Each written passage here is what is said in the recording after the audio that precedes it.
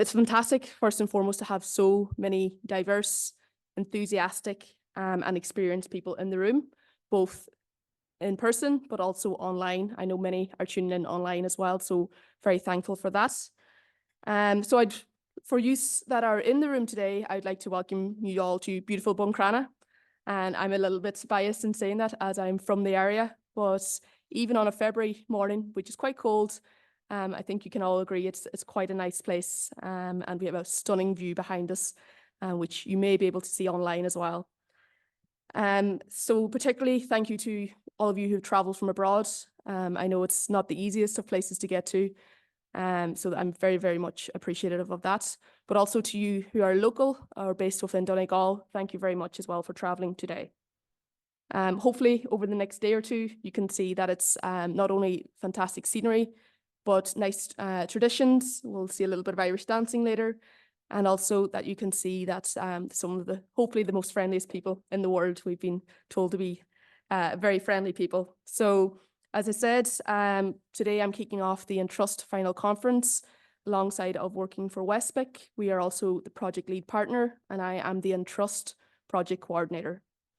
This project is funded by the Erasmus Plus program from the European Union, and it's been ongoing for the last 2.5 years. Unfortunately, we'll soon be coming to an end in April, but we will talk a little bit more later about the ENTRUST project itself.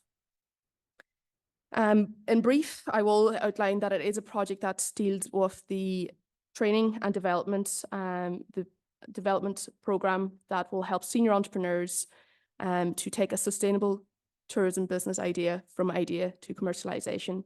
And we have done a program and an ENTRUST package to enable senior entrepreneurs to do so. So our project team consists of partners from Finland, the Netherlands, Portugal, and Ireland. And as I said, many of them have actually traveled to be here today, and also a few are online. So essentially for me today, today is about 3 things. That's showcasing the project results, and what we've developed, but also learning more and upskilling in terms of the topics that will be discussed today, such as sustainable tourism and senior entrepreneurship. And lastly, I want to inspire all the wonderful people here in the organisation who are involved in those areas, who are doing fantastic work to ensure that we keep pushing forward and creating a better environment for those senior entrepreneurs. So I hope today's event will spark creativity, collaboration, innovation, networking, and learning. And on behalf of the project team at ENTRUST, I would like to welcome you to the conference, and I would very much encourage you to make the most of today. So on that note, I would like just a few housekeeping rules. As you can see, we have created a Slido, which allows for the posting of questions. So by simply scanning the QR barcode, you can upload any questions that you have throughout the day for each of the speakers. Also, the people in the room are online. The people in the room can obviously ask their questions in person, and anyone online can pop it in the chat. My colleague Chantel will be monitoring the chat as well. Lastly, today's session will be recorded. The online format will be recorded, so please do be mindful of that also. So without further ado, I would like now to introduce you to Mary Daly, who is the Tourism Development Officer at the Donegal County Council, to officially open today's session. Thanks, Mary.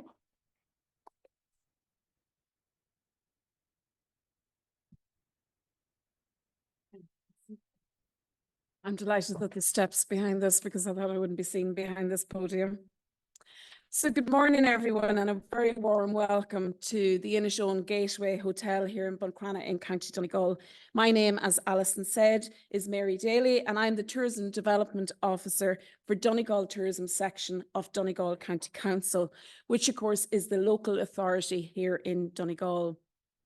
Now, it's an absolute pleasure to see each and every one of you here today, joining us for our final ENTRUST project conference. So I just want to tell you a little bit about Donegal. So Donegal is the coolest place on the planet as voted by National Geographic.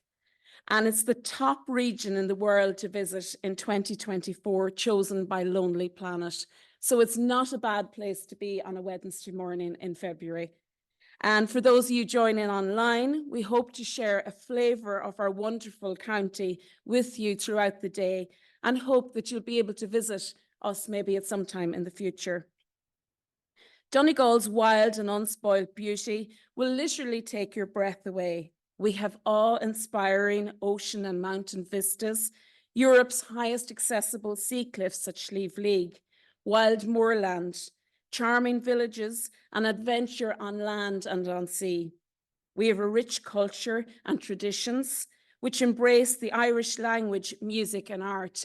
And I'm delighted to hear that you're going to have some Irish dancing later on today, and I hope everyone gets to try it as well.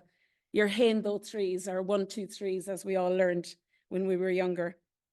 We cherish our history and our archaeological heritage, and we have a warm welcome at our hotels, our restaurants, and our bars to make you feel at home. Buncrana, where we are today, is on the Inishowen Peninsula, and it's nestled between Lough Swilly and Lough Foyle, and is home to one of Ireland's best known spots, Malin Head, our most northerly point. The area is known for its dramatic landscape, its beautiful beaches, but also its historical, scientific, and ecological importance.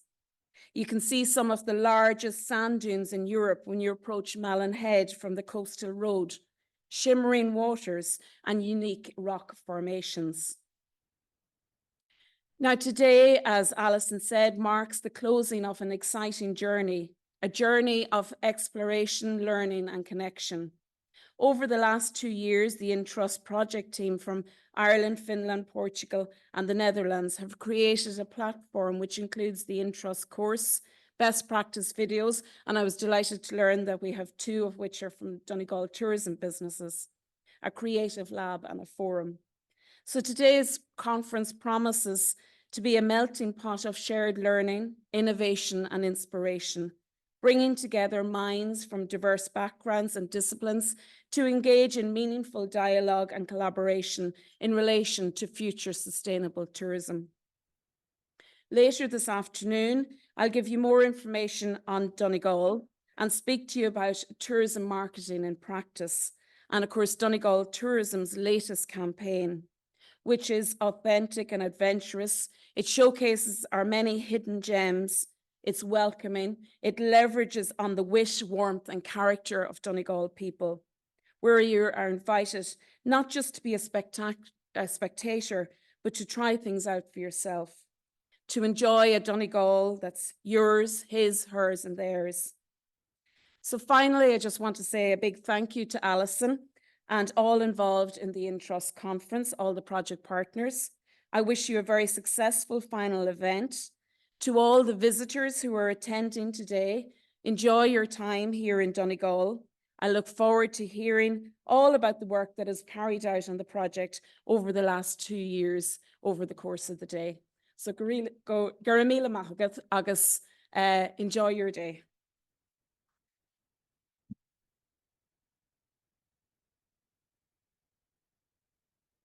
Fantastic. Thank you very much, Mary, for that introduction. And I think very much painting in Donegal in the light that it deserves and the lovely area that it is. So next up, we have Joan Crawford, who is the Wild Atlantic Way Manager at Fáilte Ireland.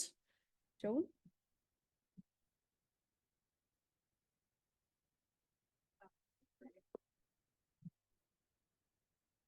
Good morning. I want to extend a very warm welcome to everyone today, and especially to the delegates that have travelled from overseas.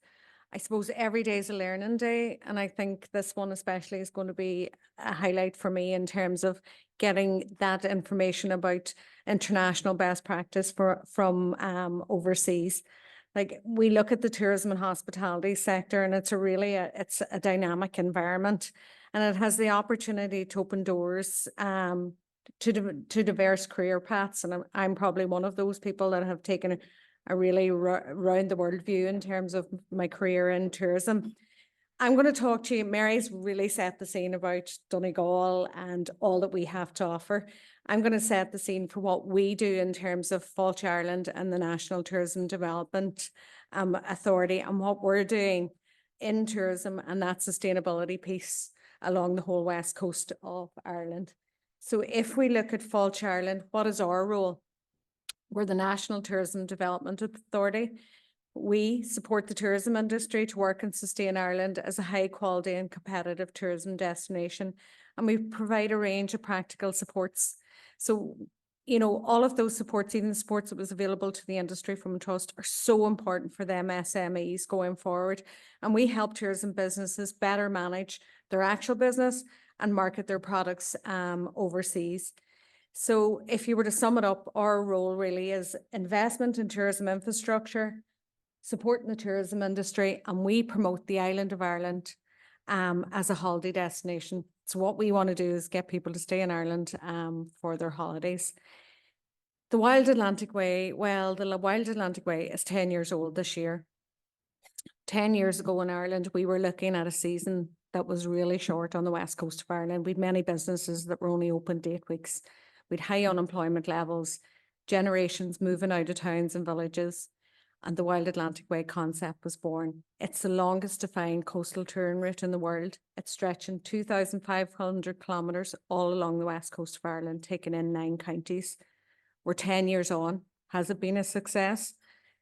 Yes, but we still have a lot of learning to do and a lot of work to do in terms of that sustainable tourism piece as well. So we're at 1 billion, you know, in terms of we're 1 million in terms of visitors.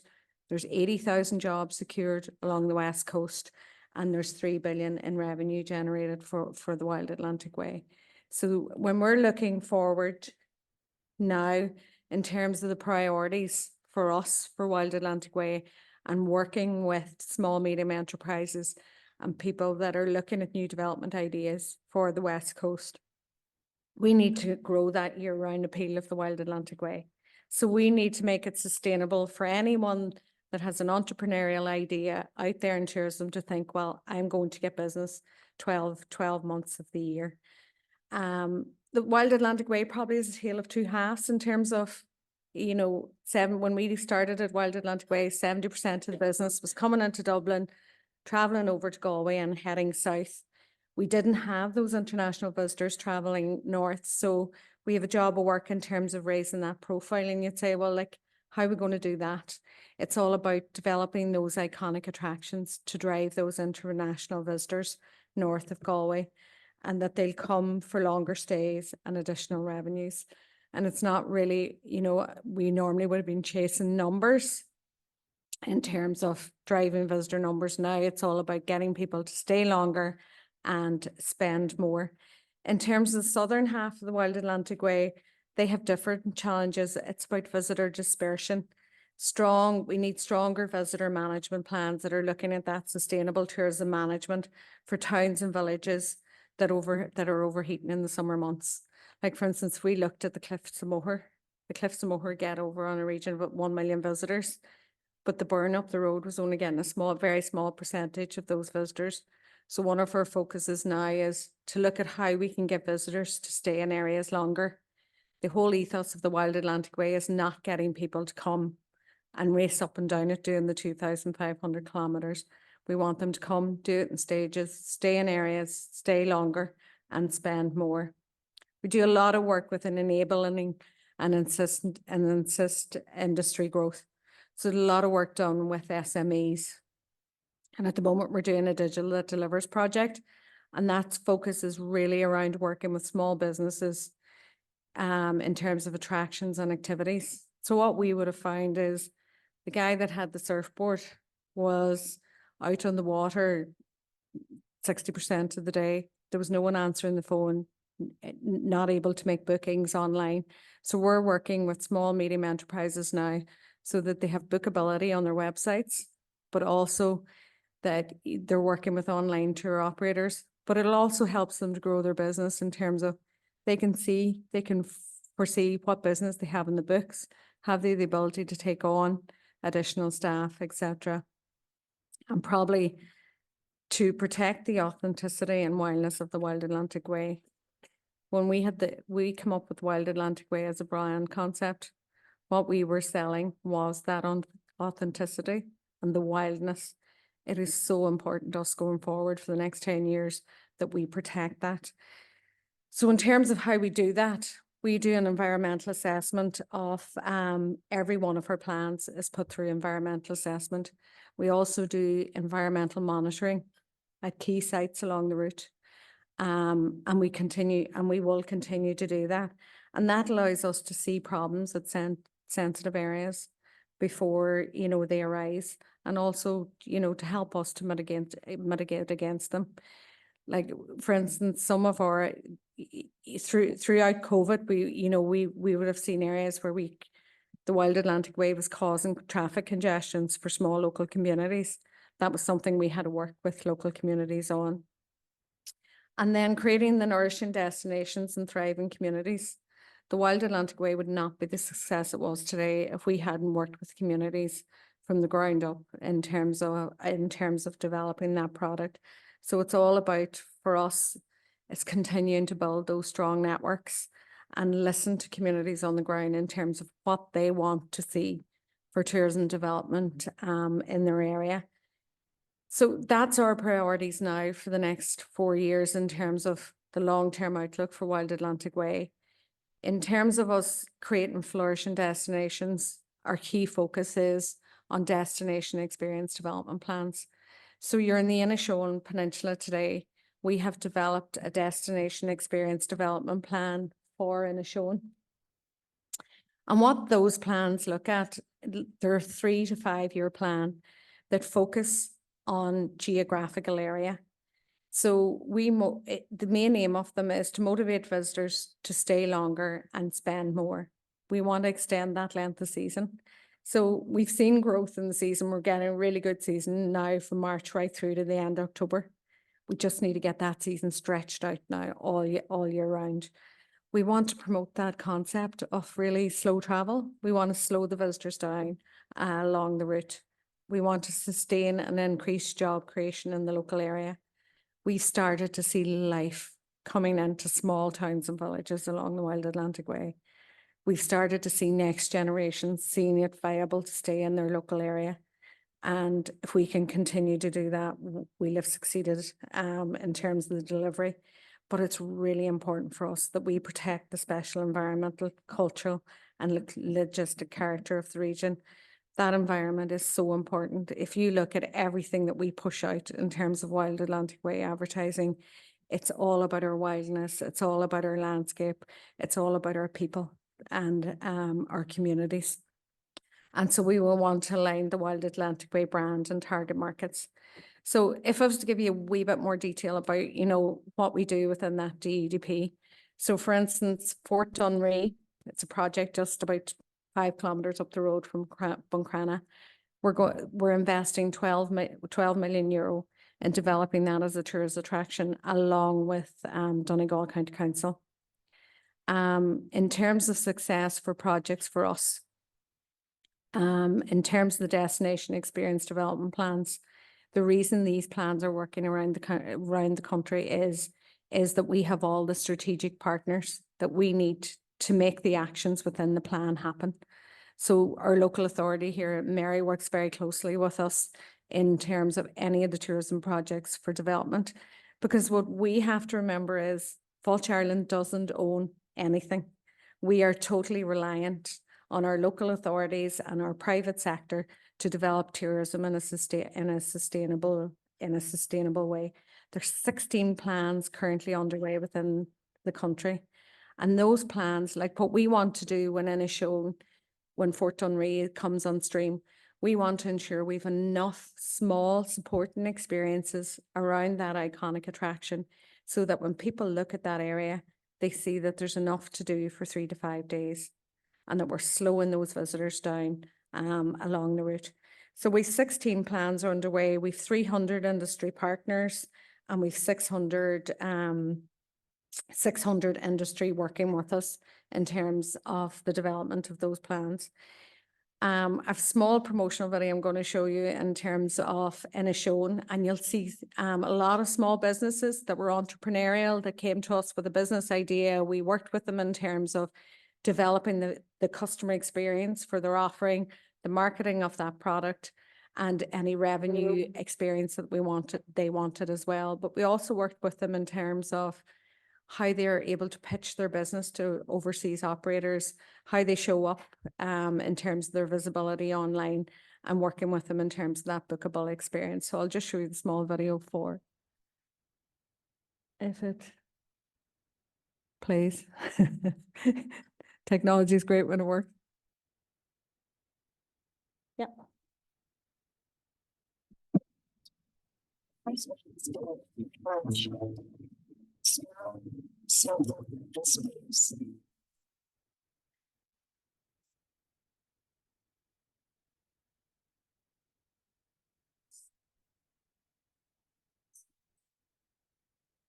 So did their world,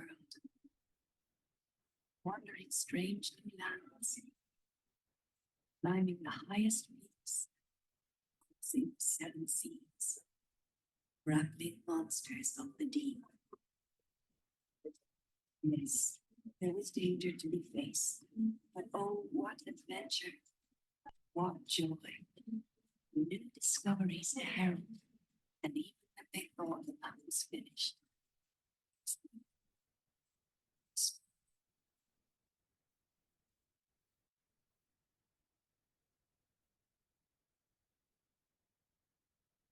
Now that just gives you a really quick snapshot of what we do in terms of Falch Ireland and the National Development Authority. I'm really looking forward to a networking opportunity today in terms of hearing about, the ENTRUST project and how it's developed over the last 2.5 years, and to hear about learning and collaboration. So thank you very much.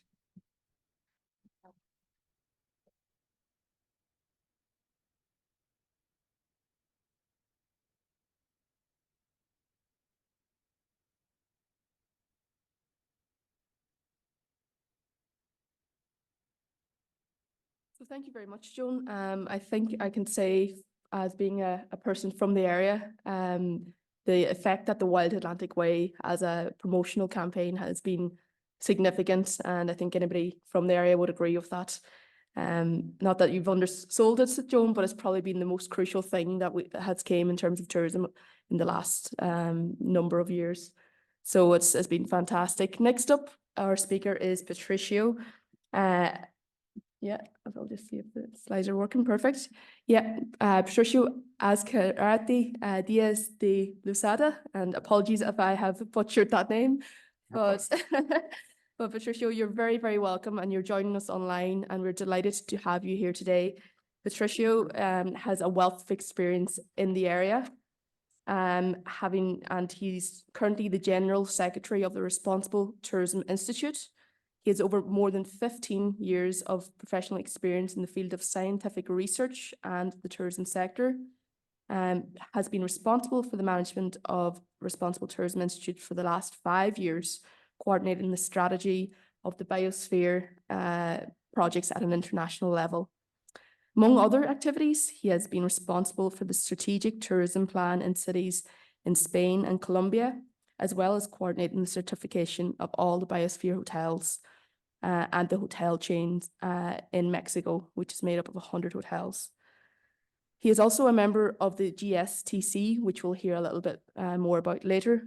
He's a member of that destination working group, and has been actively involved in activities surrounding the International Year of Sustainable Tourism for Development in 2017, with 4 major events and their scientific documents. Patricio is based in the Canary Islands, and it may be a little bit warmer there, and he will join us now online. So you're very, very welcome, Patricio. Thank you. Well, thank you very much. Do you hear me correctly? Yes. Perfect. So, well, first of all, thank you very much for this invitation. It's a pleasure. Although I can't be in person, I will go. For sure, I will go in the future for doing tourism there, sustainable tourism. So, thank you very much. Well,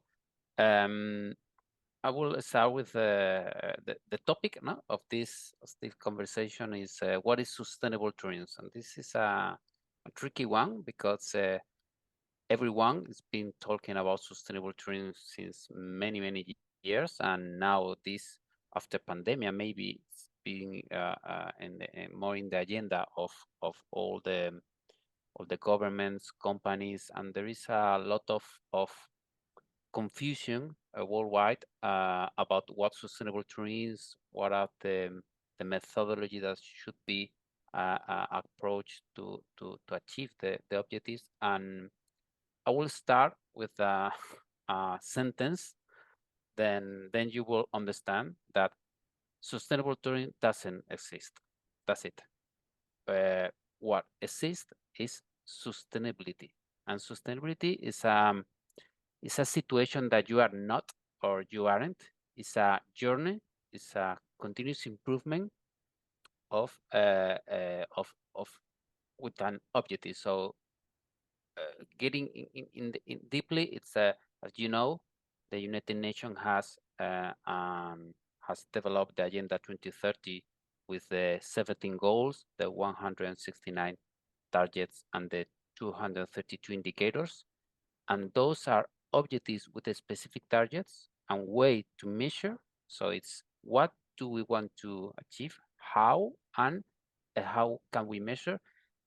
And when we arrive to this objective, we will look for other objectives. So the idea is that you are not, you cannot call industry or a behavior or a hotel or a destination as sustainable or unsustainable, because it's a very flexible process that you always has more things to achieve, or always with thousands of challenge and resources, limited resources. So taking this in consideration that this is a journey, what we can call sustainable tourism is a type of tourism that their impact and their contribution is positively ahead to this Agenda 2030. And that's what we can call sustainable tourism, is any structure that you can create that you have, you know that you are helping to achieve these goals. And that's why we get in consideration the tourism as this whole, that this circle that you can see, it's a very complex connection of destination, that is the government, the institution, the public policies, and it depends of the competence. It's not the same as a small city hall or a region or a country, but they are policies that legislation and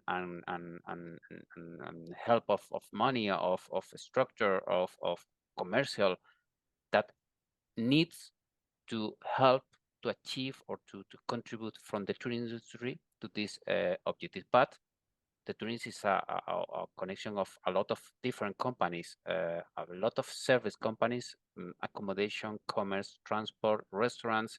There are a lot of stakeholders that are very connect or indirect connect to the tourism industry. That is includes all the employees.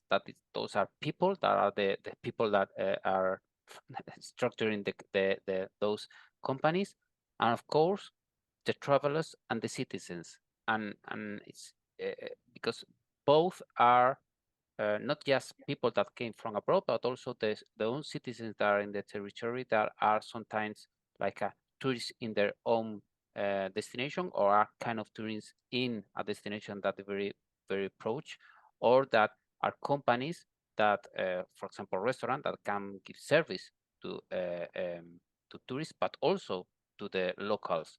And if the company is doing sustainable actions, that they are doing for everyone. So at this end, and if this circle, let's say that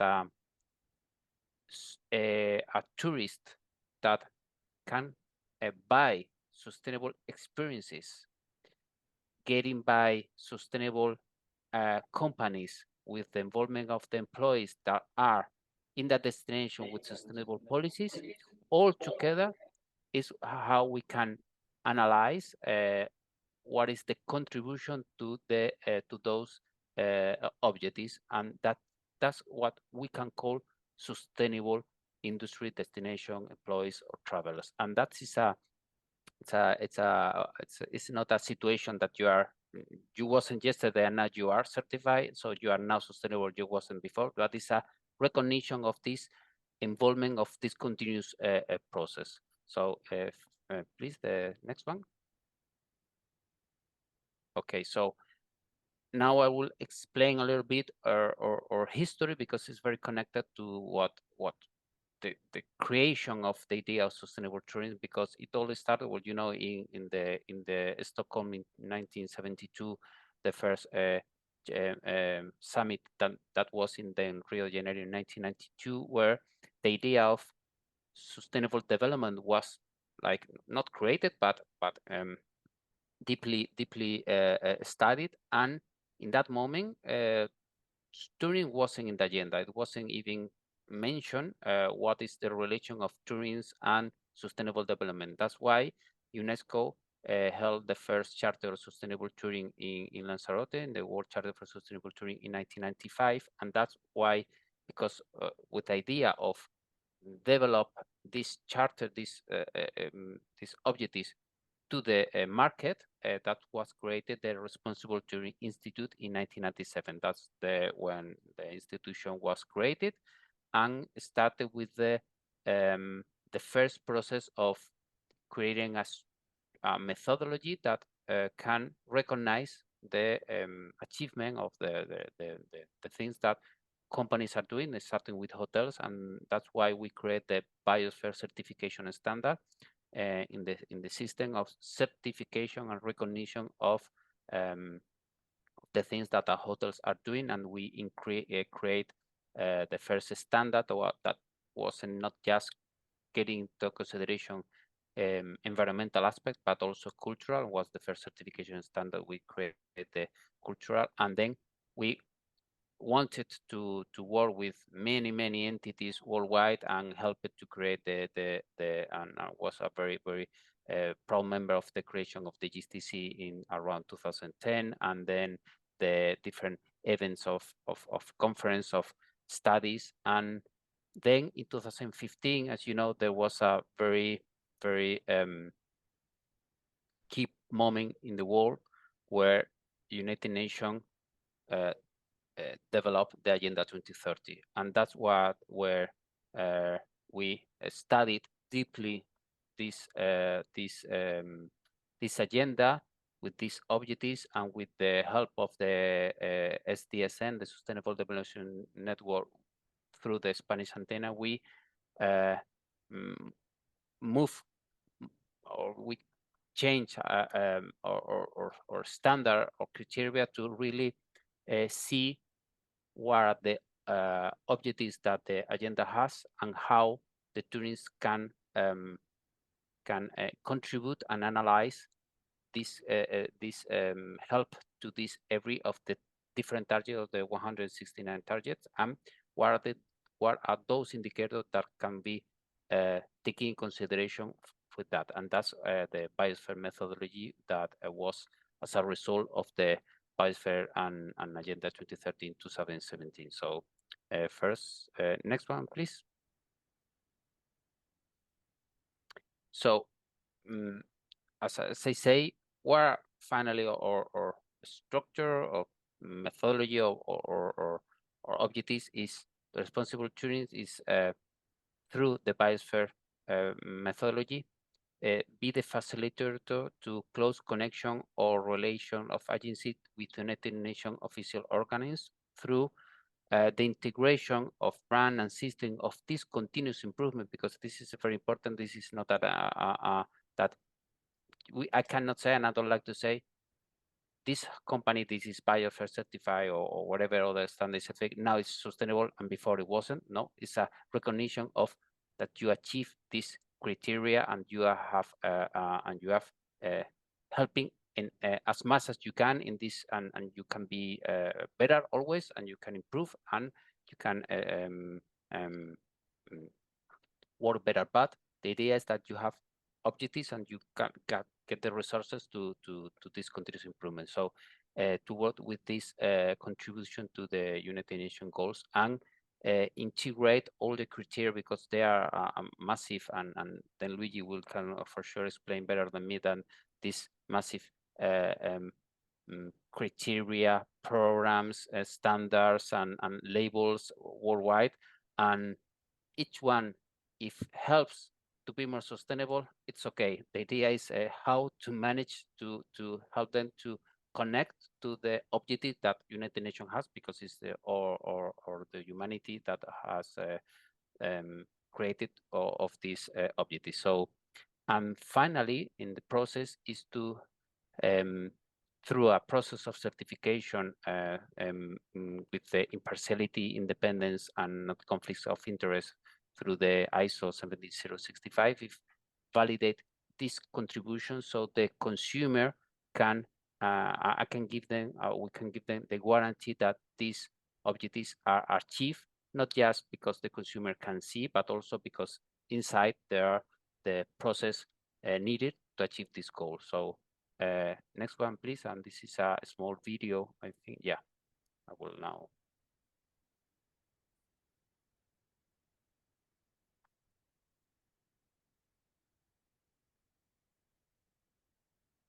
Well, if it doesn't work, don't.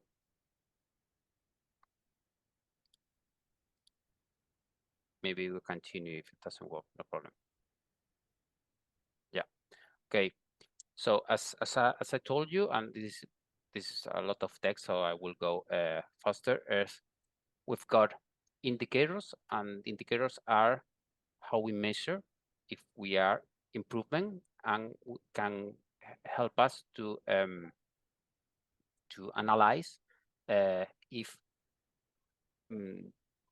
you are improving in this continuous process. So we use two kind of indicators. One is the indicators strictly to the company, that are, for example, the CO2, energy, different resources, money, whatever, and then can help us to analyze this contribution of analyze how is their improvement. No, so then, and we've also had the indicators in the territory, the sustainable indicators of the territory, so we can see as a whole is all the companies and a destination, and with the public policies, everyone together are impacting positively in the UN nation indicators in the territory. So that's what we can see, analyze if this typology of tourists is contributing to exactly positively to this agenda, and those indicators are connected to the target, one of or more, or the target of the Agenda 2030. And how we do it? Through the actions. There are 70 actions selected that we can we have created them. It's like the criteria that in this action we've got the different activities depending of the size of the typology of the complexity. You've got different activities where the company can start the process or continue or be very ahead working in, and the audit process validate all these steps of this continuous improvement, and validate, helping, and recognizing through the biosphere certification to the consumer. Next one, it's another video explaining all the methodology, but I don't know if it will work.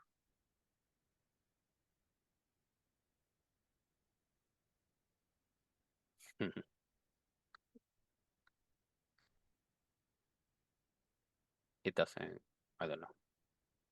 Doesn't work, no? Okay, so this is the being on live that's it.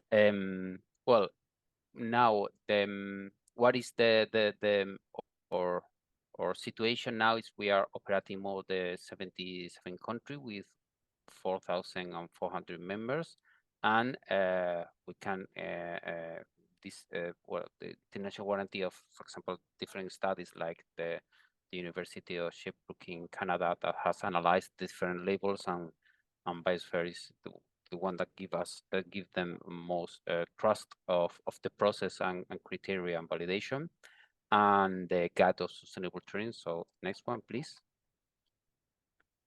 And for example, we are leaders in the European Union indicators of environmental level scheme that they have just environmental, it's not sustainability, it's just a part of, but they get all the information of all the certified accommodation in the European Union, and Barcelona, because of the work with them, that we got more than 1,000 companies there certified, a lot of accommodation. They're in the first level of recognition of the work that they are doing, and not just, as I say, in environmental, but in other aspect. Next one, please. Our process is 100% online, because we made this change in creating the first online platform for certification in 2014. We were the first one to create that, because in that moment we saw that, and then the pandemic give us the reason, give us the right, not the decision, because that moment what we saw is 90% of the companies worldwide are small and medium companies that cannot achieve pay for on-site audit process. So that's why we create a process that maintains completely the credibility of the system, because everything has to be evidence with videos, photo, video calls, documentation. So it's a process that it's easy to use and cheaper. So companies any place in the world can start the process of being more sustainable. It's a tool of management of sustainability that give them recognition to the consumer. These companies has more than 300 possible options, depends of the complexity, and you've got different 24 typologies of companies, so you can see a specification of activities just related to your typology, and in nine languages, and it helps you to digitalize all your action plan of sustainability, develop your own action, and connect and share with the consumer and communicate transparently. And next one, please. The process is because it's a goal, but the objective is a continuous improvement, that you create your business plan, you evidence it through this practice, and communicate and be eligible to choice. And I will send you, show you now how we do it, and expand to channel managers through different tour operators that recognize the process, booking.com, other channel managers, also with the support of the programs of tour operator of marketing of the GTC, and different stakeholders that connect to the consumer and inform them what are the actions and activities that the company is doing. Next one, please. And this is an example of what the consumer can see is on real-time validation of the company, what are the actions that they're doing in every SDG. All the information that's here is evidence and validate and audit. So there is a on real-time information with a map and position, and with a QR code, HTML code that the company can put in their communication with their website or in the facilities. So there is a knowledge on real time for the consumer, what are they doing in every aspect of sustainability, because the important here is that sustainability is very broad. 17 goals with 116 targets, so it's very huge. So companies sometimes or mostly are like very experienced in different aspects, like accessibility, of empowerment, of environmental aspect, or socio-cultural. So there are a lot of things that you can do, and this helps you to help you to be experts in different aspects, and then we recognize them, and the consumer can see and select, and that give me the moment to the next one, please. Because a very key element, and when I started to this explanation is sustainable tourism. It starts with a destination that has the public policies, the involvement of all the companies, or as much as companies that can create their own action plan, and we are calling about we are speaking about small, medium companies or very big companies. No matter they have to have their own action plan, and being this continuous improvement with the inclusion of the employees. But finally, everything, all this can't work if the consumer cannot see, select, and choose, because these sustainable realities or sustainable experiences of these attributes, what we call sustainable attributes. So that's why we develop these attributes where the consumer can see, select, and filter by these different realities, because they want, I don't know, electric scooter or car sharing available or local food, and it's all this connected with this validation of process on informing. So at the end, and now I finish. At the end is it's for me the two important elements here is that has to be easy, positive, and credible. The process where consumer can select and choose for sustainable experiences, where companies are in this process of easy to do and accessible and positive process of involvement in the culture of sustainability, and with that doing as much as they can, could.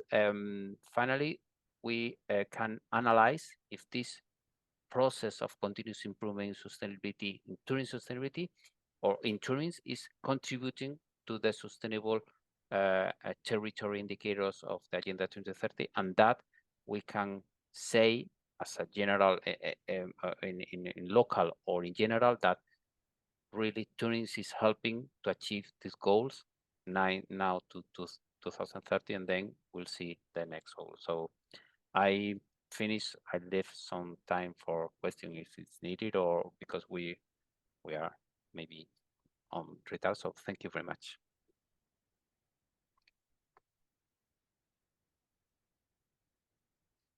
So thank you very much, Patricio. It's great to learn of the resources. I know I learned an awful lot myself there, which is fantastic. I will open up the floor to any questions that anyone may have for Patricio. And my colleague Chantel, you can let me know if any come in online. Any questions? No, Patricio, it seems that you've outlined it that clearly that nobody has any questions on the topic. And so with that, it looks like you're off. Yeah, you're off the hook. So thank you very much again, Patricio, for joining us online. It's fantastic to have you. A pleasure. Thank you to you. Brilliant. So next up, our speaker is Mr. Luigi Cabrini, who I'm delighted to say is here in person also today. Again, Luigi is the chairman of the board of directors of the Global Sustainable Tourism Council. He has led several initiatives on sustainable tourism at a global level, focusing his activities on tourism and climate change, tourism and biodiversity, observatories for sustainable tourism, the green economy, tourism and heritage, and global partnerships. Very interestingly as well, he was the director of the UN World Tourism Organization and Sustainable Tourism Programme until 2014, and previously held the positions of UN World Tourism Organization Director of Europe and Secretary of the General Assembly and Executive Council. So I think we can all agree that's quite the resume. So he's incredibly, again, experienced in this space, and I'm delighted to introduce you all to Mr. Luigi Cabrini. Thank you.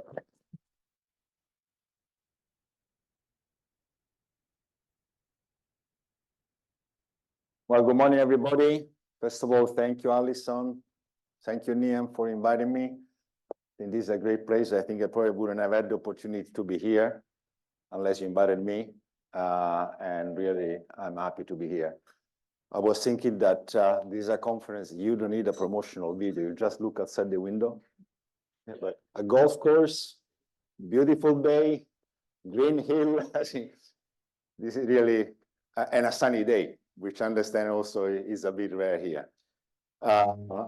Anyway, thank you again.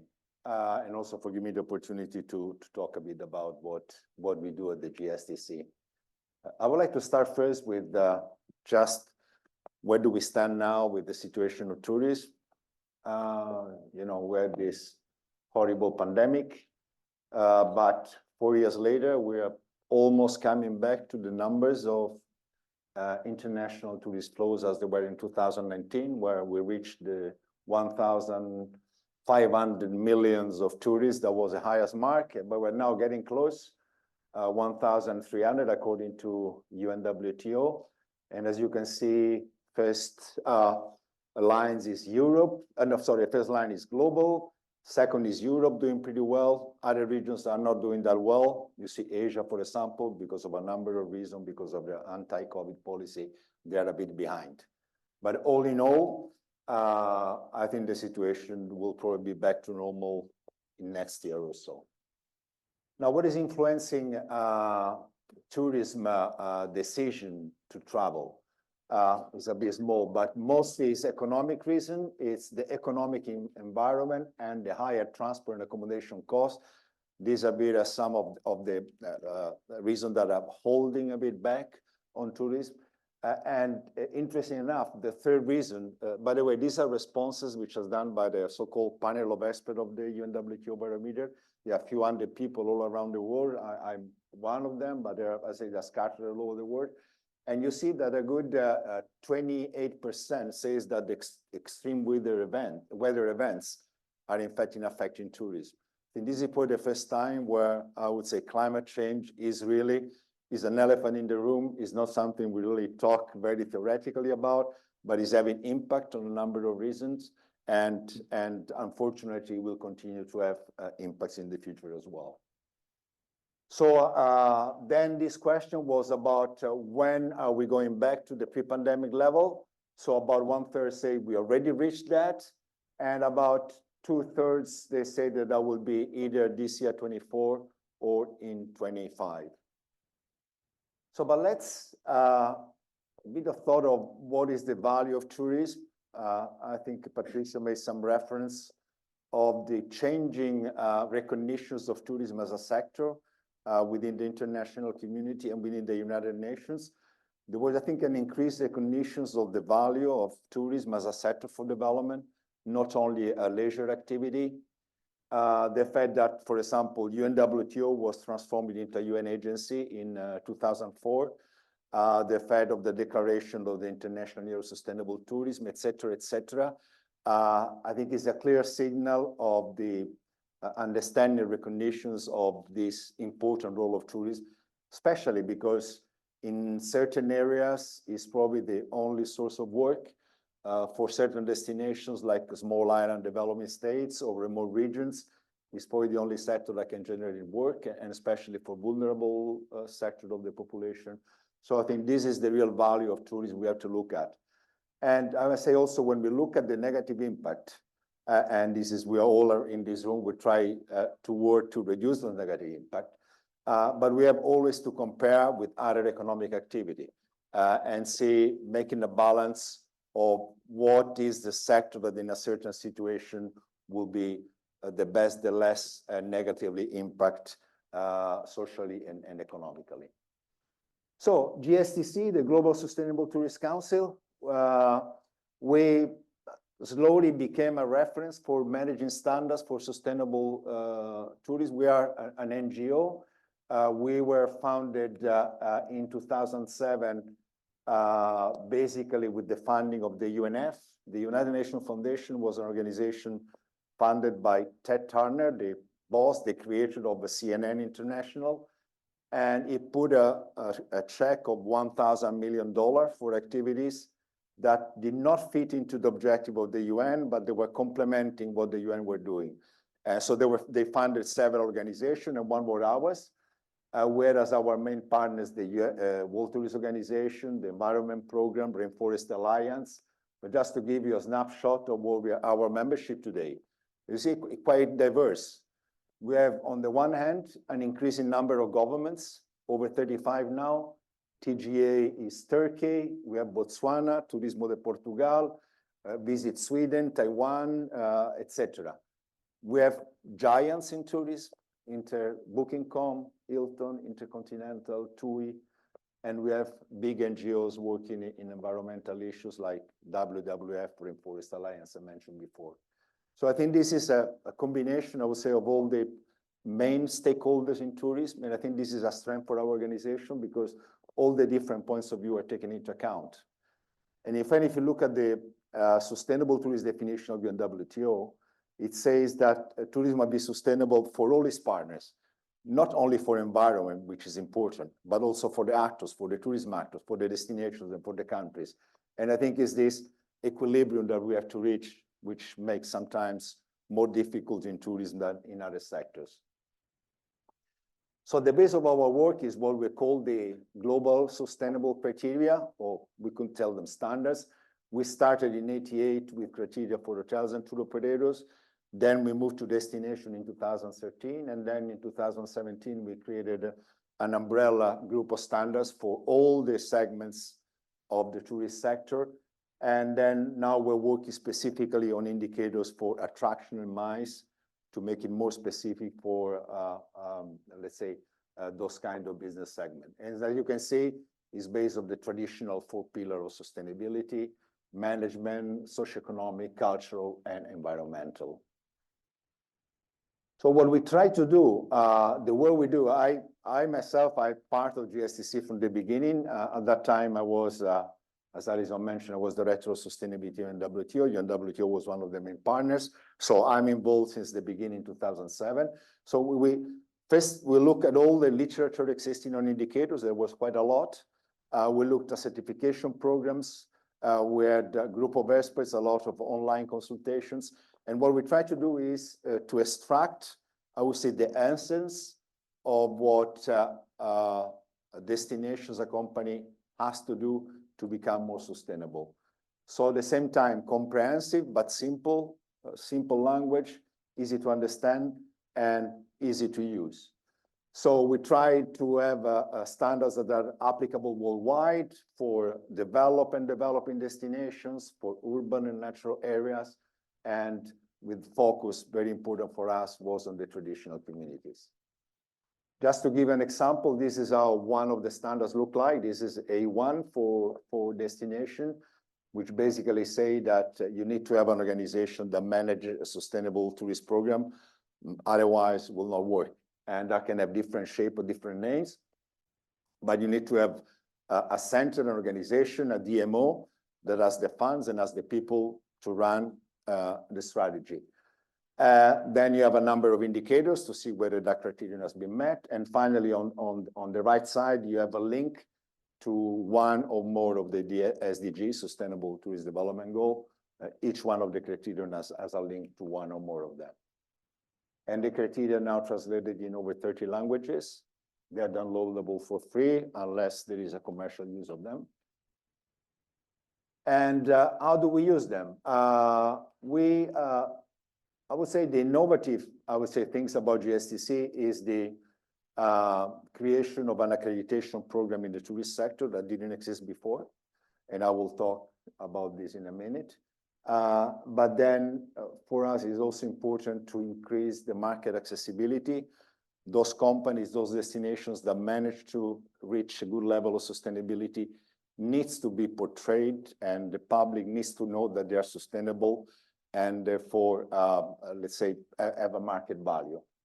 Then we have a training program for a number of either destinations or business travel, hotel course, we're also training auditor for certifications. And finally, a destination program. Okay, let's start with accreditation. When we started, we looked at how many certification programs in tourism exist, and we counted over 200. And that was 15 years ago. And while it's good to have many certification programs, the problem is that, first of all, the amount of products certified in tourism is very small. And secondly, you may understand that for a simple traveler, when you see so many labels, you really don't understand who says what, who guarantees that what that label says is actually true. So we created but let me first say that certification is an important value. I think, well, Patricio spoke to it very eloquently. It basically verifies what you say is valid, facilitate market access, and many say, well, but being certified is a cost because you have to invest, you have to improve your system, etc. But I like to call that an investment, not a cost, because we have proved that you have a return of investment in economic terms. If you improve your energy management in an hotel, we calculated that in 2-3 years, you get the investment returns and you start to save us over the 30 years. And then the investment also because you bet you get a better image in the market. So we created what we call an assurance program. Those certification programs that voluntarily approach us, we look at first at the wording of the standards, as we've done with Biosphere, for example. And if the wording of the standards meets and includes all the elements that the GSTC criteria have found to be the essential one, then they receive the recognition label. But then there is a next step, which is the accreditation, much more difficult because we're not looking only at the wording of the standards, but we're looking at the processes on how these companies are actually certifying hotels or tour operators or destinations.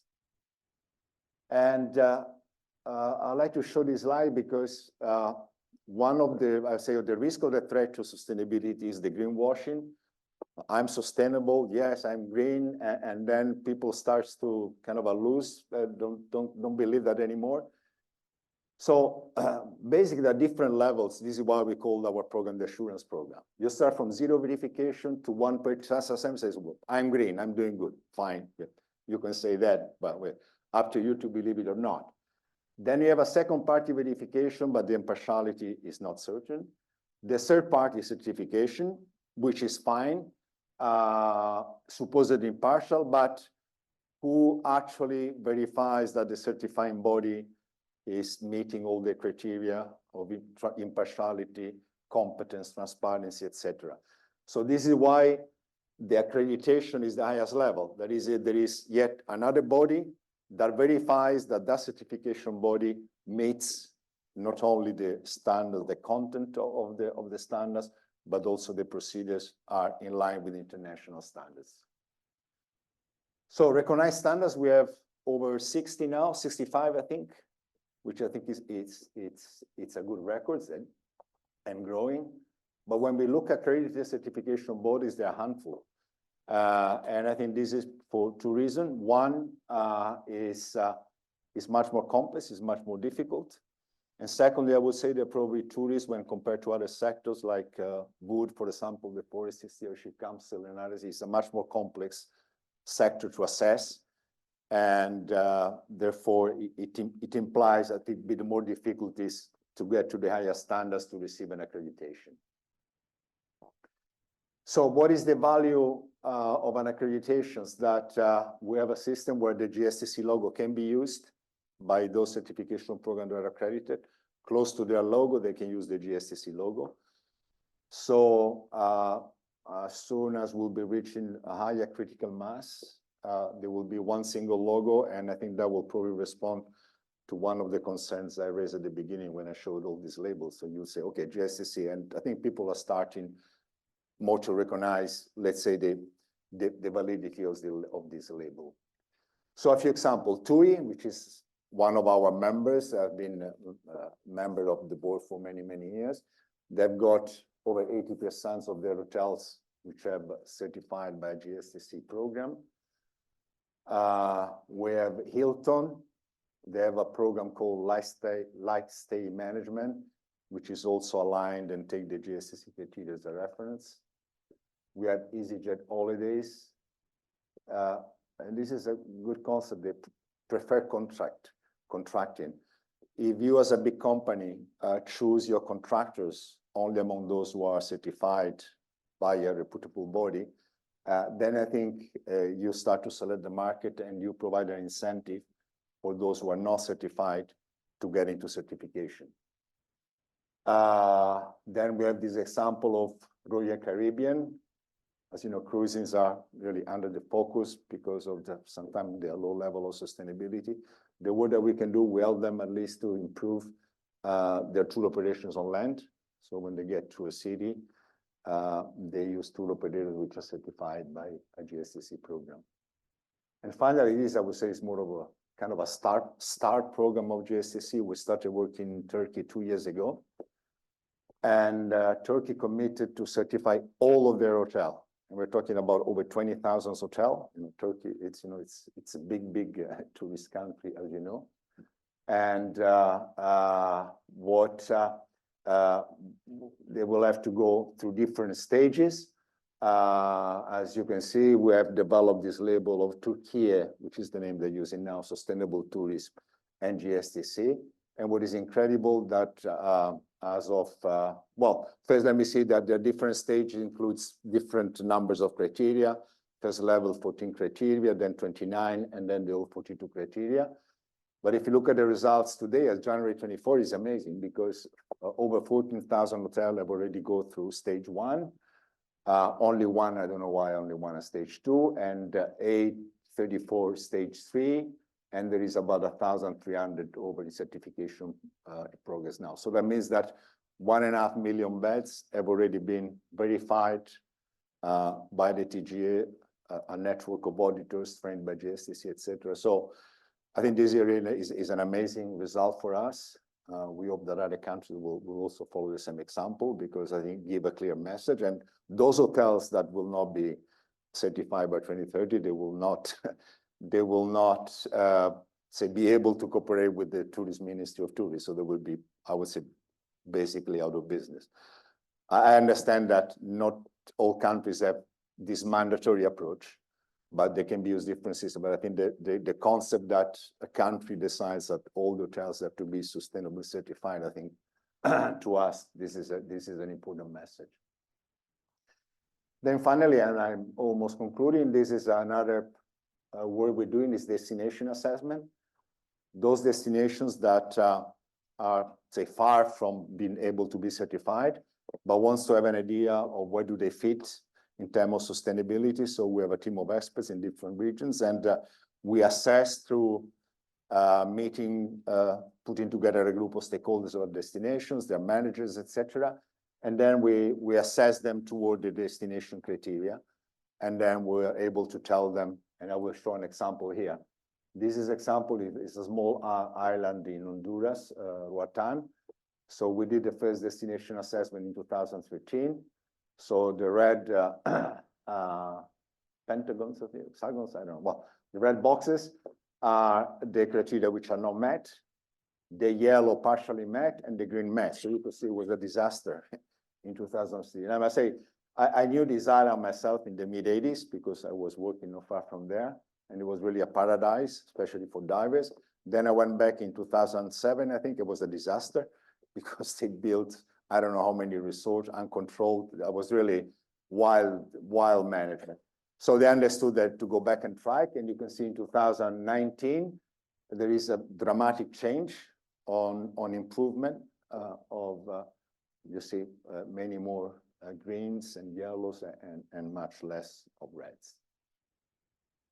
Okay, so I'd like to conclude. I use this poll research done by Booking.com, which was done in the middle of the pandemic and then was reiterated again in 2023.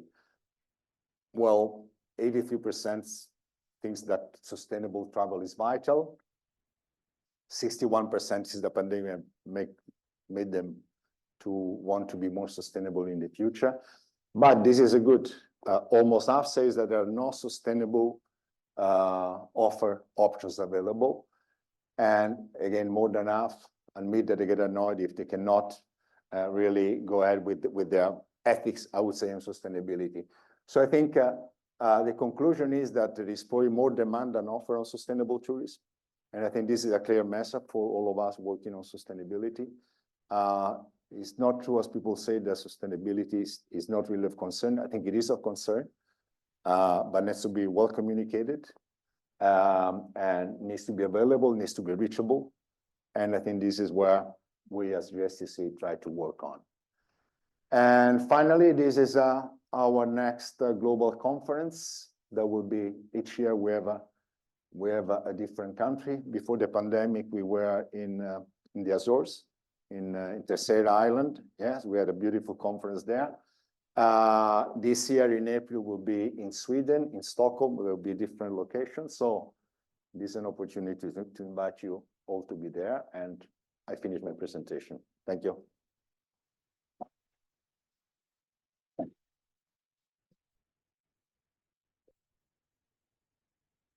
I'll stay on in case there are questions, right? Yes, this works. Yeah.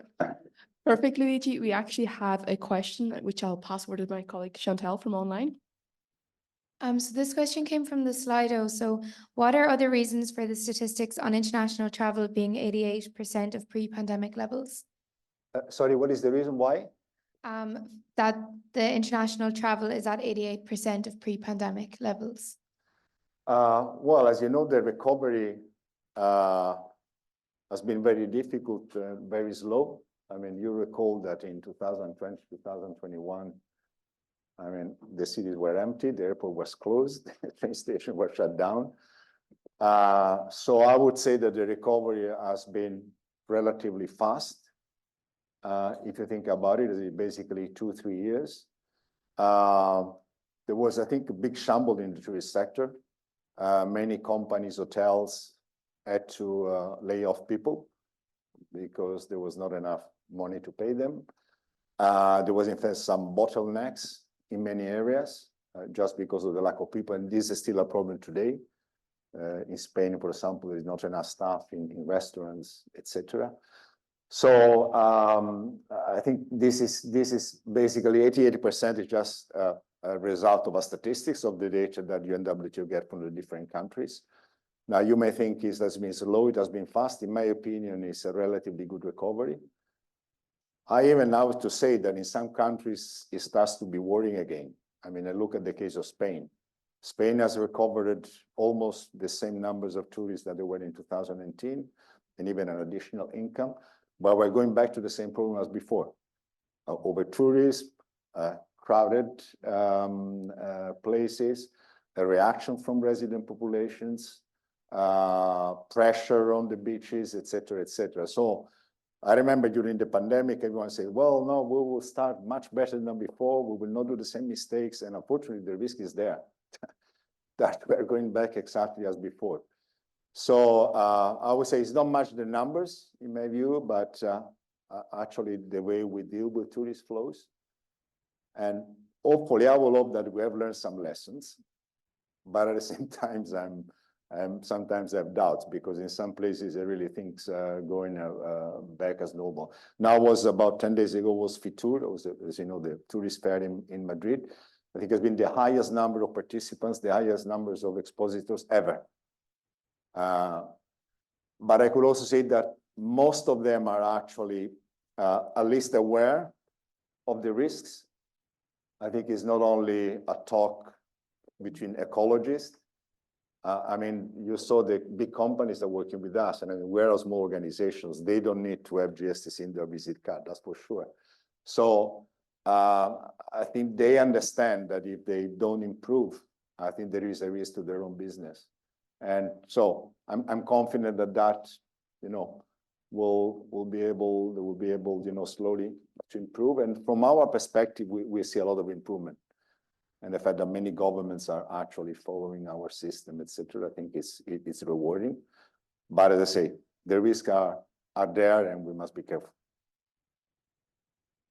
That's great. Thanks, Luigi. Do we have a question? We have a question, yeah? Yeah. And I asked in Turkey when they made it mandatory for the hotels, was there any pushback from industry, or did government incentivize them in any way to get them involved, or they just said like that's it, you're on board? A combination of. A combination of, at the beginning, there was, from certain sectors of the hotel sectors, there was a certain reaction.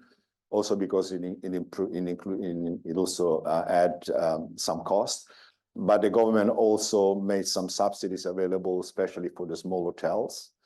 So there was at the beginning a bit of pushback.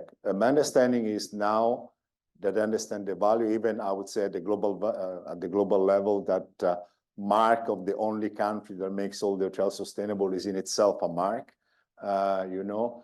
And I can see from, I mean, you could see from the numbers that seems that, I mean, the program is going along pretty well. And is their plan now that they have the hotels all done? Is the next phase to look at like their attractions and their activities, or? That's a good point. I believe so, because as I said, we are working now on the criteria or indicator for attractions and MICE, which I would say are the two segments which is somehow closer to hotels in a way, especially MICE. And I think we have a lot of interest from many parties that to have that developed. So I cannot say now, but I will probably say that Turkey is probably likely, if they now finish with success this program, which is likely, maybe to go on into other areas as well. Yeah. Yeah. Yes, please. Perfect. Jolene, I might just give you this as the people online won't be able to hear. No problem. Hi, Luigi. I'm just looking to know, could you give some examples of how hotels in Turkey are being more sustainable? Now, I understand like heating systems can be made more sustainable with what they burn, but is there any other ways that we could learn today of what hotels are doing exactly? You mean some specific hotels in Turkey? No. Hotels in general, what in Turkey, what are they doing? What does their practices include? Could you give us some examples? Yeah. Well, as you know, our system basically, as I mentioned, is a 360 degrees approach to sustainability. So we're looking not only at the, as I mentioned before, the energy management, the waste treatment, water, but we also look very closely at the code of conduct for employees. I would say how the hotel or the company interact with the local community. How do you use local produce, local food, etc. So this is our approach. You know, we want sustainability to be including all the aspects. Also because we believe that one is not possible without the other. You know, I think they all are integrated after all. You know. You know, to do that is not easy because, as I mentioned, we and the government to train you know, hundreds of auditors because they're using more than one certification program because otherwise it will be impossible to proceed at the speed they are. So basically, I would say what we're doing is a lot of training. So that the existing certification program can step up their capacity. They align with the GSTC criteria. And I would say probably the key of the success is that the government is actually doing that with a lot of enthusiasm and from the ministers down to all the staff.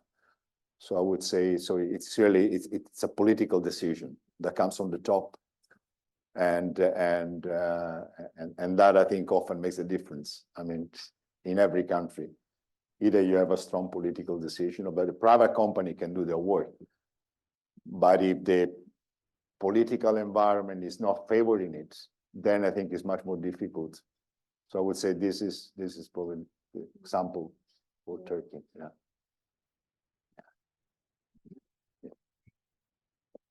Thank you, Julie. We have another online question, Luigi, if Yeah. you just mind bearing with us. Just somebody is wondering, what is greenwashing? What is greenwashing? Yeah. Greenwashing is when you claim to be sustainable and you're not. But they say it shortly. That's perfect. Yeah. You say, well, in my hotel, we are, you know, taking care, you know, we don't use plastic, etc. And then who actually verifies that they're not using plastic? So these are very simple, but you know, greenwashing, you know, on many areas. And sometimes it's not necessarily on bad faith.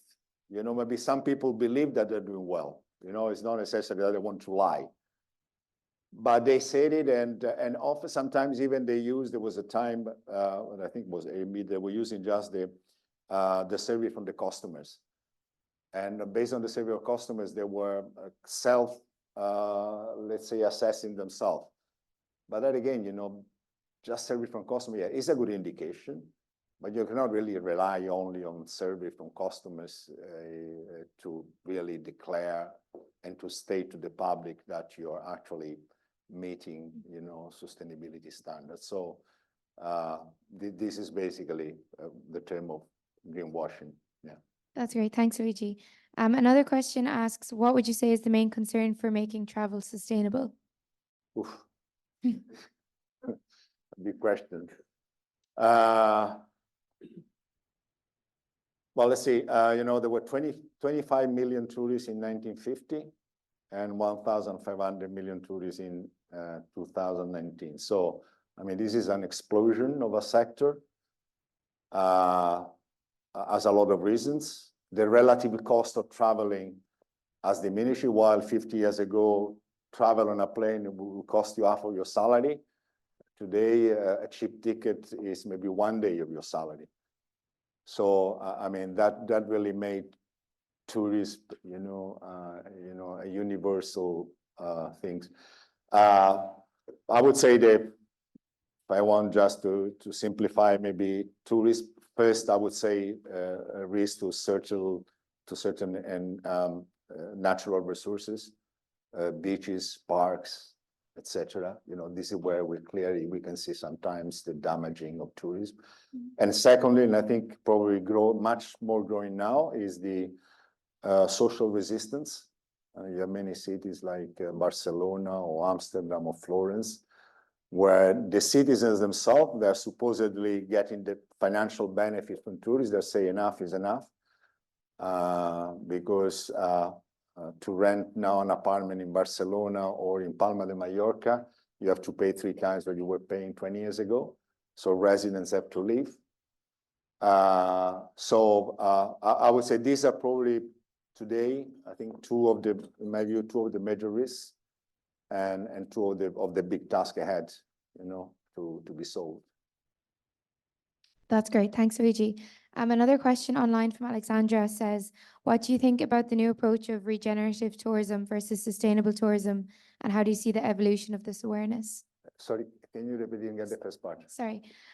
So what do you think about the new approach of regenerative tourism versus sustainable tourism, and how do you see the evolution of this?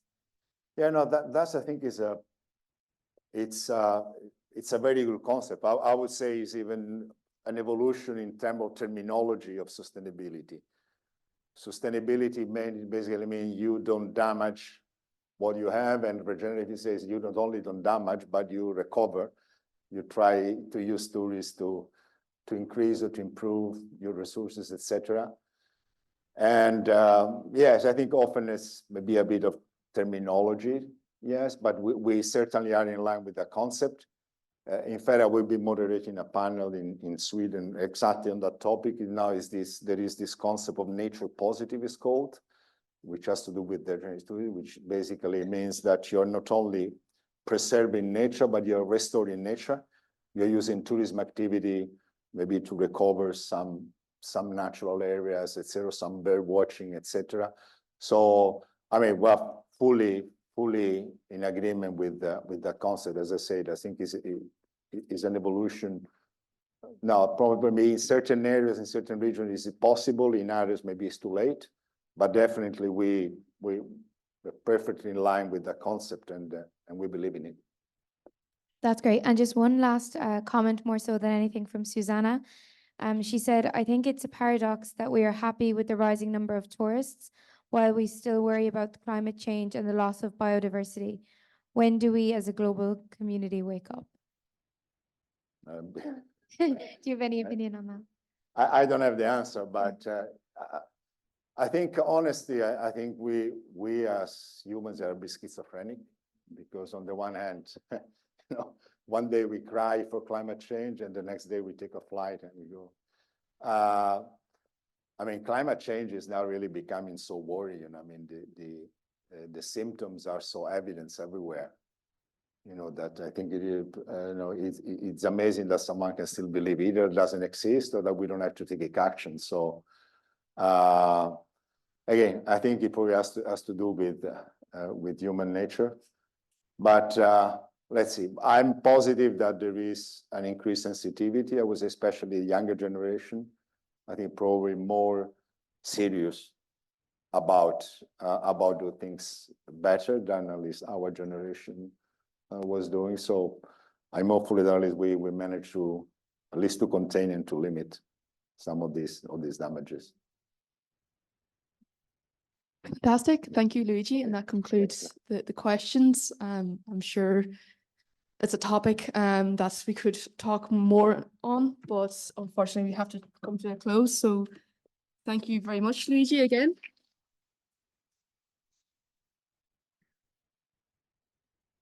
So yeah, very, very interesting. And as I say, could spark a lot of debate on that topic. Next up, we have the ENTRUST project, a session on the ENTRUST project itself. Sure, absolutely.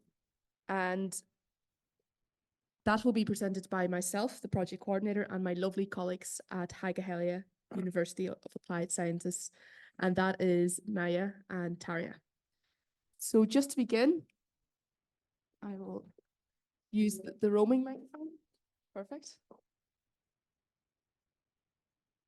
So before I get into it, talking about the content that we'll go through today in this presentation, I will cover what is the ENTRUST project.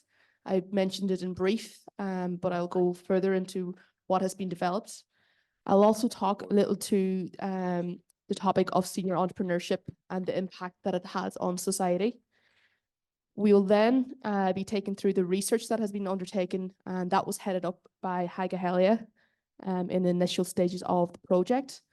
Then we will discuss the results, tools developed, and the future uses of the project. So first and foremost, what is the ENTRUST project?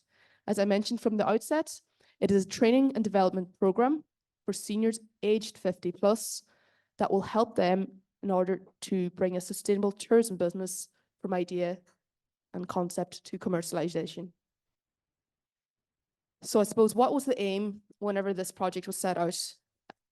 Initially, there was a gap that was seen, and that was around the provision of effective solutions for reducing unemployment amongst this category of seniors that are aged 50 plus. The ENTRUST project essentially aims then to bridge this gap by creating a training strategy for these senior entrepreneurs.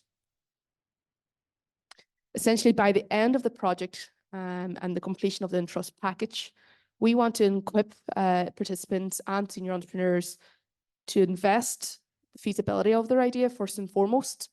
Is it viable in today's market? Doing so by undertaking the market validation, which, coming from my background as a business mentor, is vital in any startup, not just sustainable tourism businesses. We then want to also help the senior entrepreneurs to use tools and develop new skills. A lot of senior entrepreneurs, as we know, has great life experiences, but they may have it in a particular sector itself. It may be IT, or it may be in an area such as, you know, if they're in the hotel industry and so on, but maybe they lack the financial tools or the skills in terms of even interpersonal skills.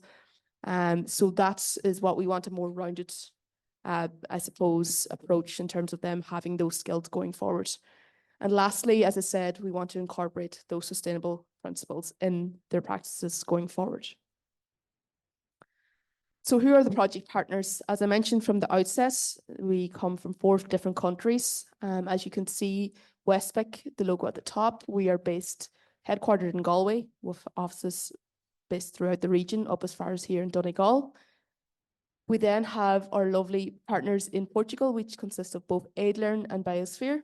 Again, 2 strong partners that really helps with the production of this project.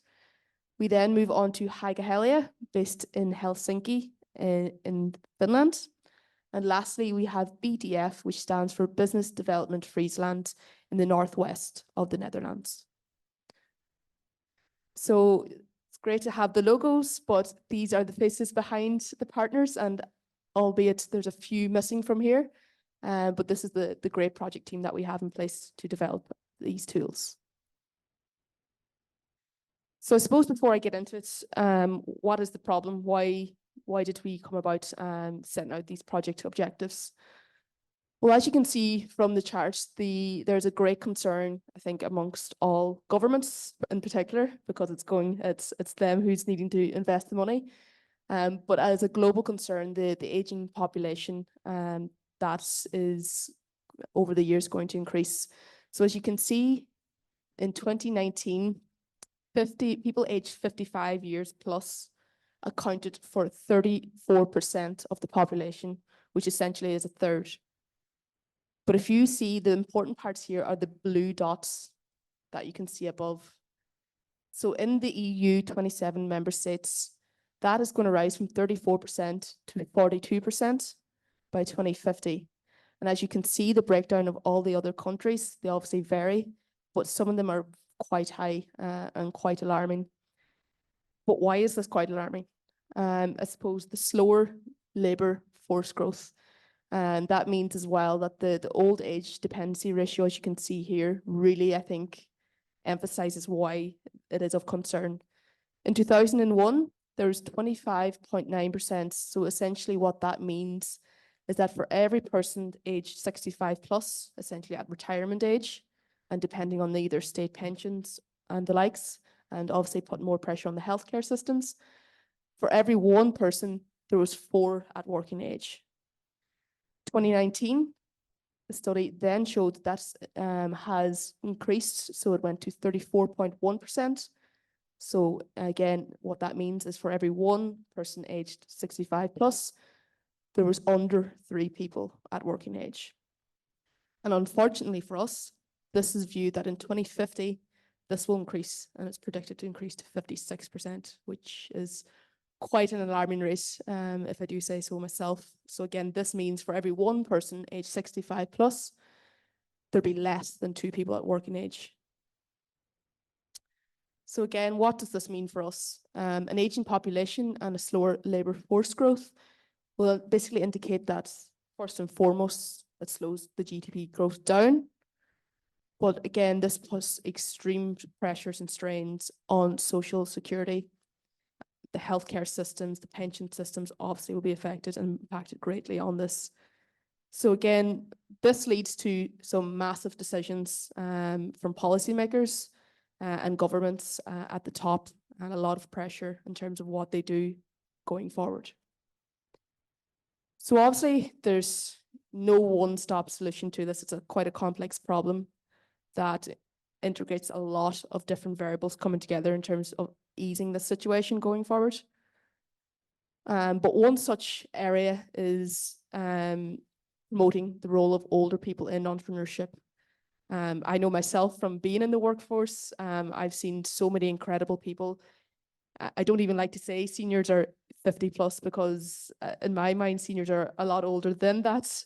And I know there's a lot of people looking around the room a little bit, but yeah, this is what's classed as a senior entrepreneur. And I know that's obviously a lot of people at that age are of great impact to the wider economy. And I know some of my best work colleagues and people that I've came across have maybe the most creativity at this age and the most enthusiasm. So essentially, this is where ENTRUST falls in then. ENTRUST wants to promote the role of older people in entrepreneurship, but especially in the sustainable tourism sector. So I've mentioned senior entrepreneurship, and I got a little bit into it already, but what exactly is senior entrepreneurship? Well, the OECD class it as seniors aged 50 plus. Wasn't me that said that. OECD states that. So it's anyone that is planning to start a business, in the process of starting a business, or has recently started a business.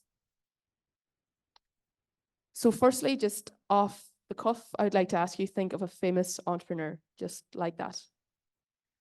For a lot of people, first kind of guys that come to mind are the likes of these 2 guys. Elon Musk, very topical and quite controversial, nevertheless. would come to mind. Mark Zuckerberg, again, makes a great wonder story. A kid aged 19 at college comes up with this idea of Facebook with 4 other college friends. It does make a great story, but again, I think it's really, really important here that maybe not all of you, but I'd be surprised if not a lot of you have thought of those guys when you think or asked about a famous entrepreneur. But why is it that we don't think of other famous entrepreneurs such as this big brand here, KFC? We have Harlan Sanders, who created KFC, the famous restaurant chain, at the age of 62. Why is it we don't think of the Huffington Post, a female entrepreneur, Ariana Huffington, launched it when she was 55. Another massive brand that we have is McDonald's. Quite often go there or take children there. And that was, again, created by a guy called Ray Kroc when he was 52. And lastly, another brand everyone knows, Coca-Cola, created very interestingly by a pharmacist, John Pemberton, back when he was trying to get, it was back in the 1880s, if I remember correctly, trying to get a cure for various diseases. And he came up with this solution at 56. So again, some massive brands that we have there that I'm not sure about you, but certainly before I engaged in research, I had no understanding that it was senior entrepreneurs that came up with these brands. And further on to that, some food for thought, if that wasn't enough already to think about, is the fact that some of the stats on senior entrepreneurship are quite astonishing. For example, take the top left, we see here that a 50-year-old entrepreneur is almost twice as likely to start an extremely successful company than a 30-year-old. Again, that can come down to various reasons and explanations, but as I mentioned from the outset, life experience is vital going forward. And a lot of these young wonder kids at 20 or 30 may not have these life experiences to set up a successful business, that is. The bottom left, you can see in 2021, nearly 60% of new entrepreneurs were over 50, and of which almost 1/4 were above 60. So again, I think the stats show how important and how prevalent that they are in our society, and how much of an impact they play. Lastly, in the EU, I suppose from an EU context, which the ENTRUST project is set in, the seniors are the largest group of self-employed people. And in 2018, 14.5 million, read that again, 14.5 million were self-employed people, were over the age of 50 years old, which essentially count for half of the self-employed people. So that's amazing stats that we can see, and just amazing how much impact they have on society. So then, having seen all this, I suppose, the stats, the background, the problems, the ENTRUST Consortium then were tasked with this project in terms of the 4 following objectives and the 4 results that needed to be achieved. But prior, until we got into, I suppose, looking at achieving these results, we needed to be informed and we needed to grow our knowledge in the area. And we wanted to approach this with not only the vet providers, so essentially the mentors, the adult educators who are actually going to be helping to mentor these senior entrepreneurs. We didn't want to just have them in mind, because essentially, yes, they will be the one using it on a daily basis, but the end user essentially is the senior entrepreneur, and their needs may be quite different to someone who is an educator or a mentor. And we know as well, coming from rural backgrounds, again, their needs may be different even, or further emphasized there. So on that note, a lot of research had to be undertaken. That was the next part of the story, which the project started back in December 2021, and then about halfway through 2022, a lot of research was undertaken by the lovely partners here at Donegal University of Applied Sciences. So I'll hand over the mic and give you a break from listening to my voice all day to Tarja. Okay, hello everyone online and here in person. I'm Tarja Römer-Pakkanen, and here's Maija, who has been the colleague in this research part and also is leading our Finnish partnerships. we are very happy to have this opportunity to be in this project and actually in this research project, because as Alison just told, that we don't know so much about the 50+ entrepreneurs. And it was for many younger people, it is really surprising that they are the most,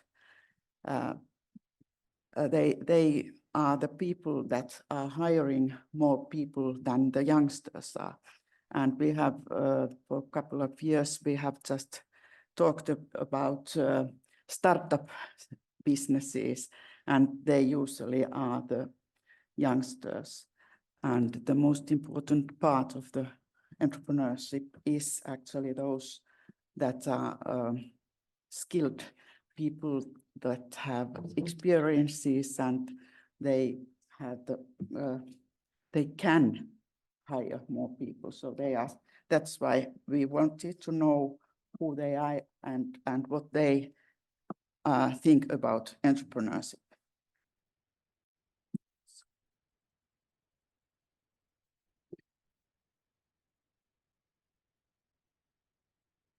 Okay.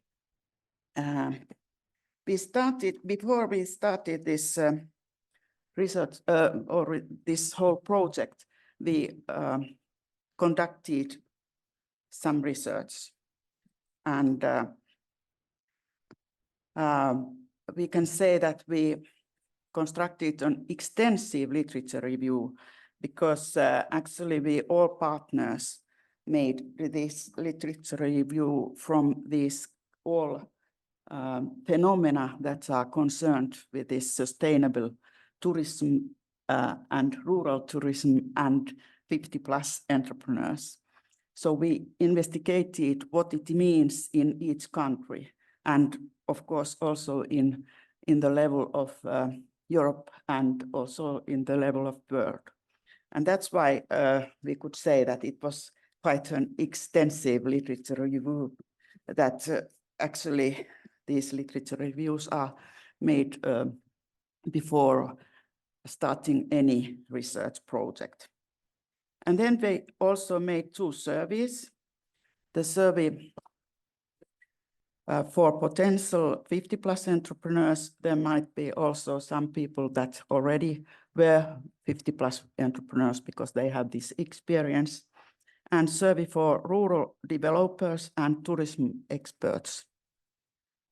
And here we were interested on what kind of entrepreneurial training do potential 50+ entrepreneurs need, and if they want to create new companies that promote sustainable development and tourism in rural areas. And then we also made a qualitative multiple case study with best practice entrepreneurs. So those were those entrepreneurs that were interviewed for this project to explain why they are entrepreneurs and what they are doing and what they are thinking of being 50+ entrepreneurs, and what they think that their future is. And from these interviews, we also made shorter what is that? Best practice videos for this training of our project. So we used those interviews for two purposes. And from these entrepreneurs, we wanted to know what their experience is in their areas and what they think and why they like to be entrepreneurs. So the results,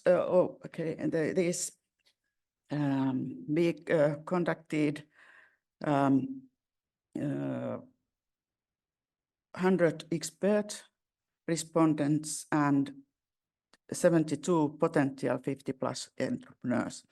Of course, those potential entrepreneurs, they are very hard to find. Of course, they are also hard to find for these trainings that we have now constructed. But I hope that now we are more, we know more about those people, so we can reach them easily or more easily. The key results from these surveys are that there really is or are opportunities in rural areas for these experienced 50+ professionals. So we are talking of people that have experience in different kinds of fields, and they have also they may have also experience of these rural areas, but mostly many of them are interested to kind of go back to the rural areas. So they have had their career in maybe in cities, and then when they think about their next years and what they want to do, they may be those that change the career and want to go back to their roots.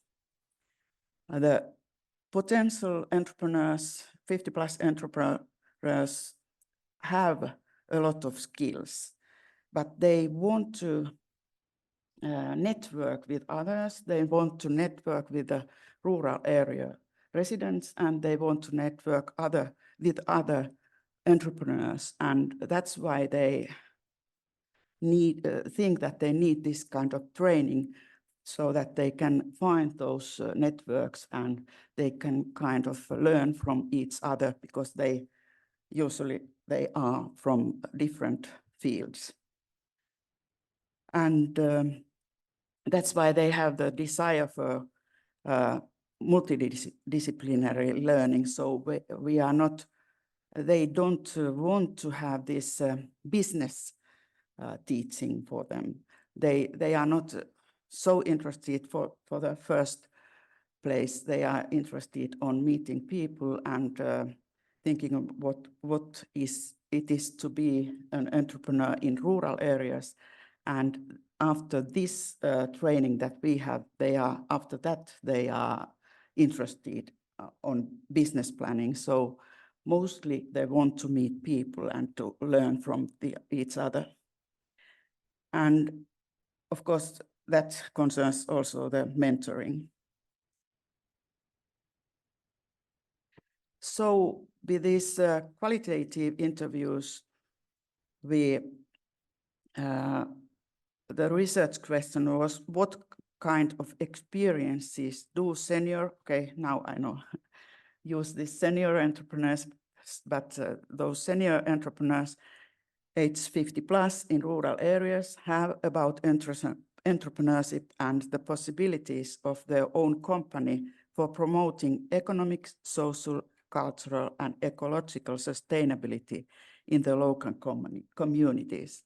Actually, this was quite high-level targets of the entrepreneurship. So they actually was thinking what it means. They haven't been thinking about that, okay, I'm promoting this area economically or socially, but they were just doing the work, and they were kind of serving each other with this community. The main themes in the interviews were what the entrepreneurs, how did they end up as a rural entrepreneur, and how they utilized their previous experiences in different fields, and how they promote these cultural and ecological sustainability and so on, and how they see their future as an entrepreneur. So the results from the interviews were that they felt their work in the countryside was really meaningful, and they mostly they said that, okay, I'm working and I'm continuing as long as my health allows. So they were kind of the entrepreneurship was not a growth entrepreneurship. So they have started that for reason they wanted to support this local community, and they also wanted to do something that they thought was very important to others too. And they wanted that also the next generation, they were thinking about their own family and that next generation, but also the next generation of people altogether and in this area. And of course, if it was the tourism business, so they wanted to also that the next generation of the tourists that come there can kind of have and experience these wonderful environments and the culture that there in the rural areas exists. And they also thought that there being the businesses and if the community is strong, that also kind of attracts young people to stay there, so that they are not traveling to or going to the big cities, and the rural area is as it, for instance, in Finland, the rural area is quite old. So the people, there are only the old ones left. And they also wanted to balance the economic and economic and social environment of these rural areas. So this is the kind of framework for how we conducted this research project. So we had these two questions. We wanted to know more about this target group of our project, and also how the people that already are there as entrepreneurs in the rural areas, how they are doing that and how they are feeling that and what can they kind of teach for this newcomers. And as the results from these both research projects, we found that these materials that we have collected during this project and the training system that we have created, we can use that when activating senior citizens with entrepreneurship education, and then we kind of can affect to the socio-economic sustainability of the areas. And when refreshing and revitalizing the rural communities and the countryside, so that is also this economic social sustainability. But also when we are kind of training those entrepreneurs to think about this environmental and the sustainability in all the levels, so in socio-economic and ecological levels, so we can help them, the rural environment and the nature, to be preserved. So that's, of course, we have really high quality targets in our project, but by kind of training those entrepreneurs, we can give them the tools how to better get these high-level aims go through. And the next steps, of course, is important that we encourage the senior entrepreneurs to maintain these companies and jobs.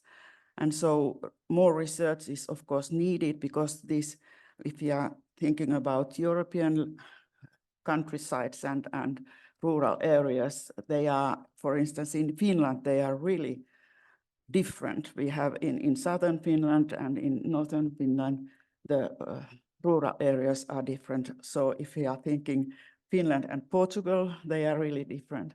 So we must have more projects and more research so that we can kind of tailor the training for each of these areas.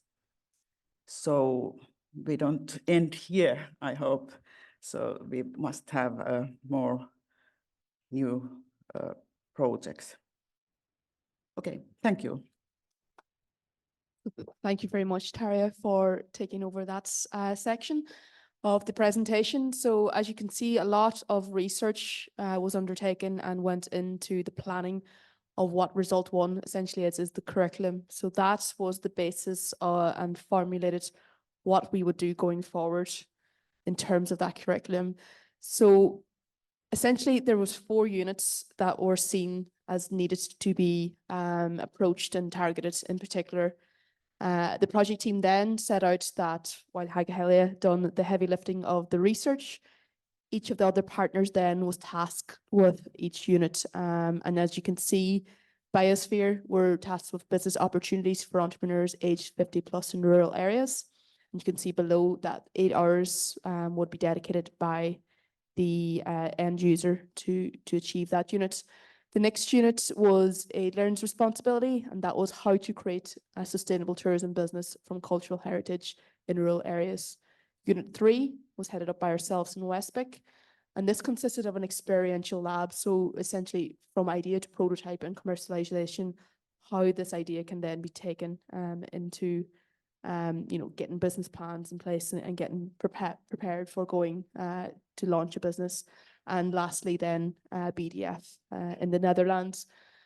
We're tasked with doing Unit 4, which was designing a business model and strategy. So that formed the curriculum. Next was Result 2, and that was actually developing the content of the course itself. This obviously took a great amount of time as each unit we had to look at the learning objectives, the methods, the outcomes. The learning manual then consists of an actual PDF manual that holds the content, and the text itself for the users to learn from. This was followed up then with best practice videos. As Tarja mentioned, it was seen that case studies and actual examples of senior entrepreneurs who are successful and have started their business or already have a business at that age, it was seen that that benefited potential entrepreneurs most, seeing that real world application. Of course, also then we looked at the self-assessment questions, we developed a glossary and references. This was all coming together to create the course itself. So as you can see here, we have a nicely illustrated, thanks to BDF as well, illustrated learning manual. And this is just an example of one unit, as you can see, which is available online. Each unit obviously has, as I says, the text, but also then follow-up learning actions and activities to reinforce the learning that the senior entrepreneur will undertake. As I mentioned, the best practice videos, that consisted of 8 videos in total, 2 from each partner country, of which there are 4. And we were very, very lucky to meet some amazing individuals along the way to produce these videos. As you can see, some local ones, as Mary alluded to earlier. It was great that 2 Donegal-based entrepreneurs were interviewed. I actually have one here, which we will watch a small snippet, but I am very conscious of time. So this is Paddy Byrne of Sleeve League Boat Trips.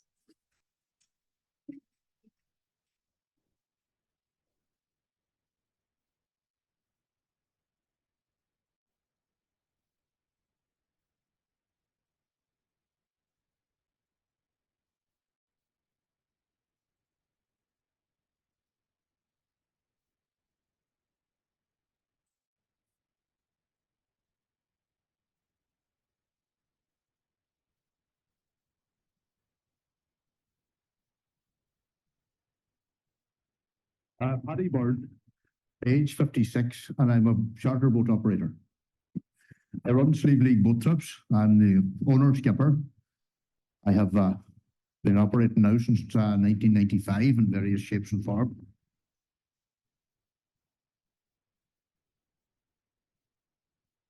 I created Sleeve League Boat Trips. I took a spin out with my old mate Oh no, long time ago, and I thought this is a lovely job. I would like to do it, and I moved off then and done other things, and came back here then and settled down and came back, and I just decided to fish and salmon one time, and I had the loan of a boat, and some people asked me to take them a spin to the cliffs, and that's pretty much where it started off.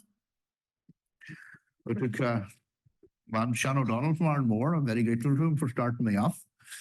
We had another lad in the harbour doing the same work, and we fell out and we met up. We fell out a few times, and you know, I dug in my heels and said I'm staying. So I bought a wee boat in '96, and then I rented a boat in 2001, and I bought the one you see on the out today. I bought it in 2006.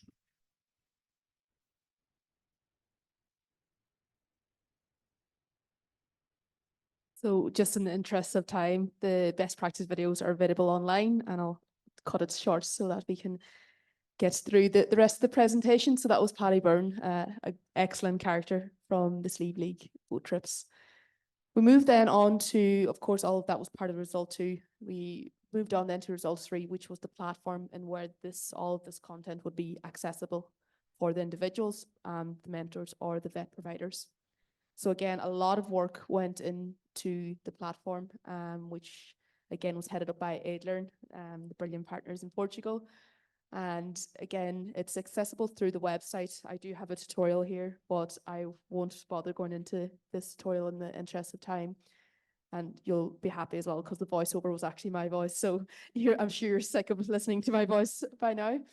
But yeah, again, this is accessible. It's open access, and anyone from anywhere in the world can log in, create an account, and explore it for themselves. So I would highly recommend that anyone and everyone does so. Again, the platform, just in brief, seeing as you can't see the tutorial, it does consist of many elements. The course itself, obviously, the best practice videos, a creative lab, and that's one area I didn't mention, so I will just off the cuff mention to you now. The creative lab is essentially an area, a workspace or an area that the user can go in and simply basically complete learning activities, which there are 6, I'm pretty sure, and of these 6, once completed, will basically amalgamate together to create the basis or the foundation of a business plan for a senior entrepreneur, should they want to approach investors, local authorities, and the likes, and so on. So again, it's an interactive tool in that it creates a plan, a solid plan for them. Lastly, the other element to the platform is the collaborative space forum. And the aim of that is to allow senior entrepreneurs to talk with similar other entrepreneurs who probably are facing similar challenges. As we know, a lot of the challenges are shared, but not only within their own country.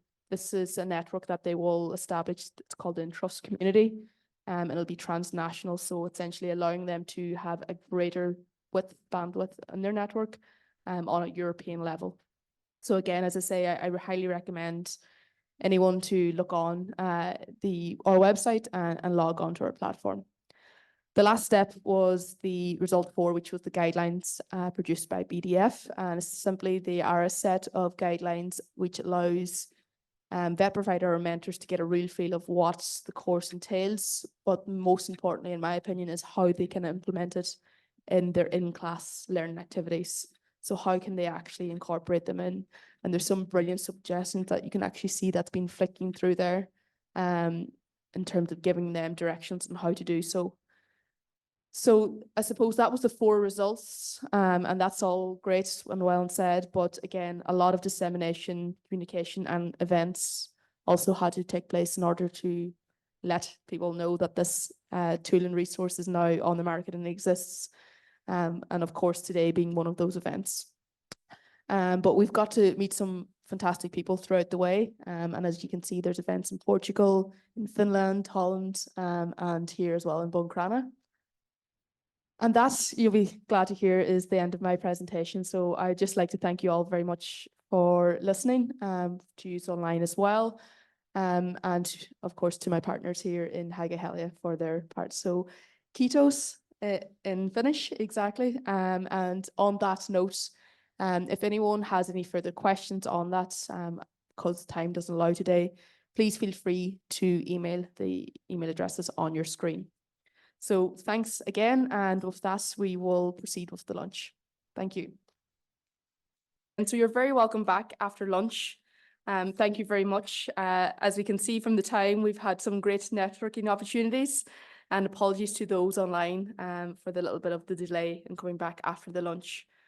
I'm very delighted again now to have our next speaker on this session of the future of tourism, looking at different aspects in marketing, AR, AI, big data, and much more.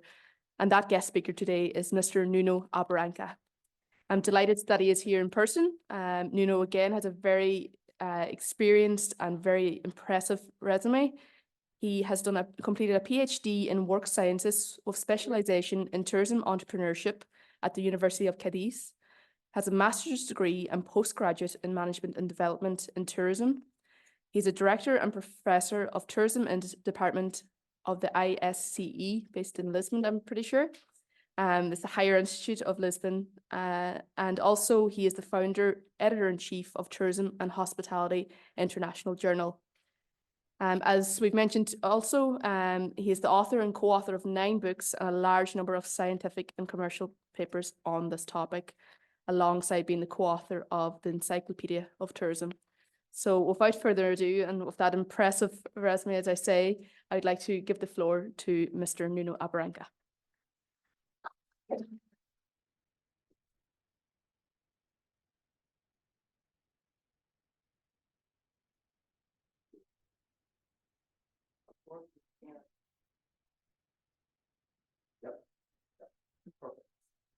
Thank you, Alison. Thank you all to be here. It's a pleasure. It's not working yet.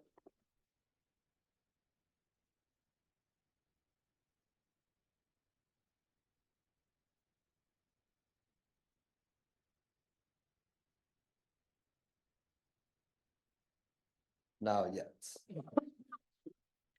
Thank you so much for being here. Thank you so much for the invitation. I will try to make a presentation in English, of course, but English, I'm so sorry, is not my first language.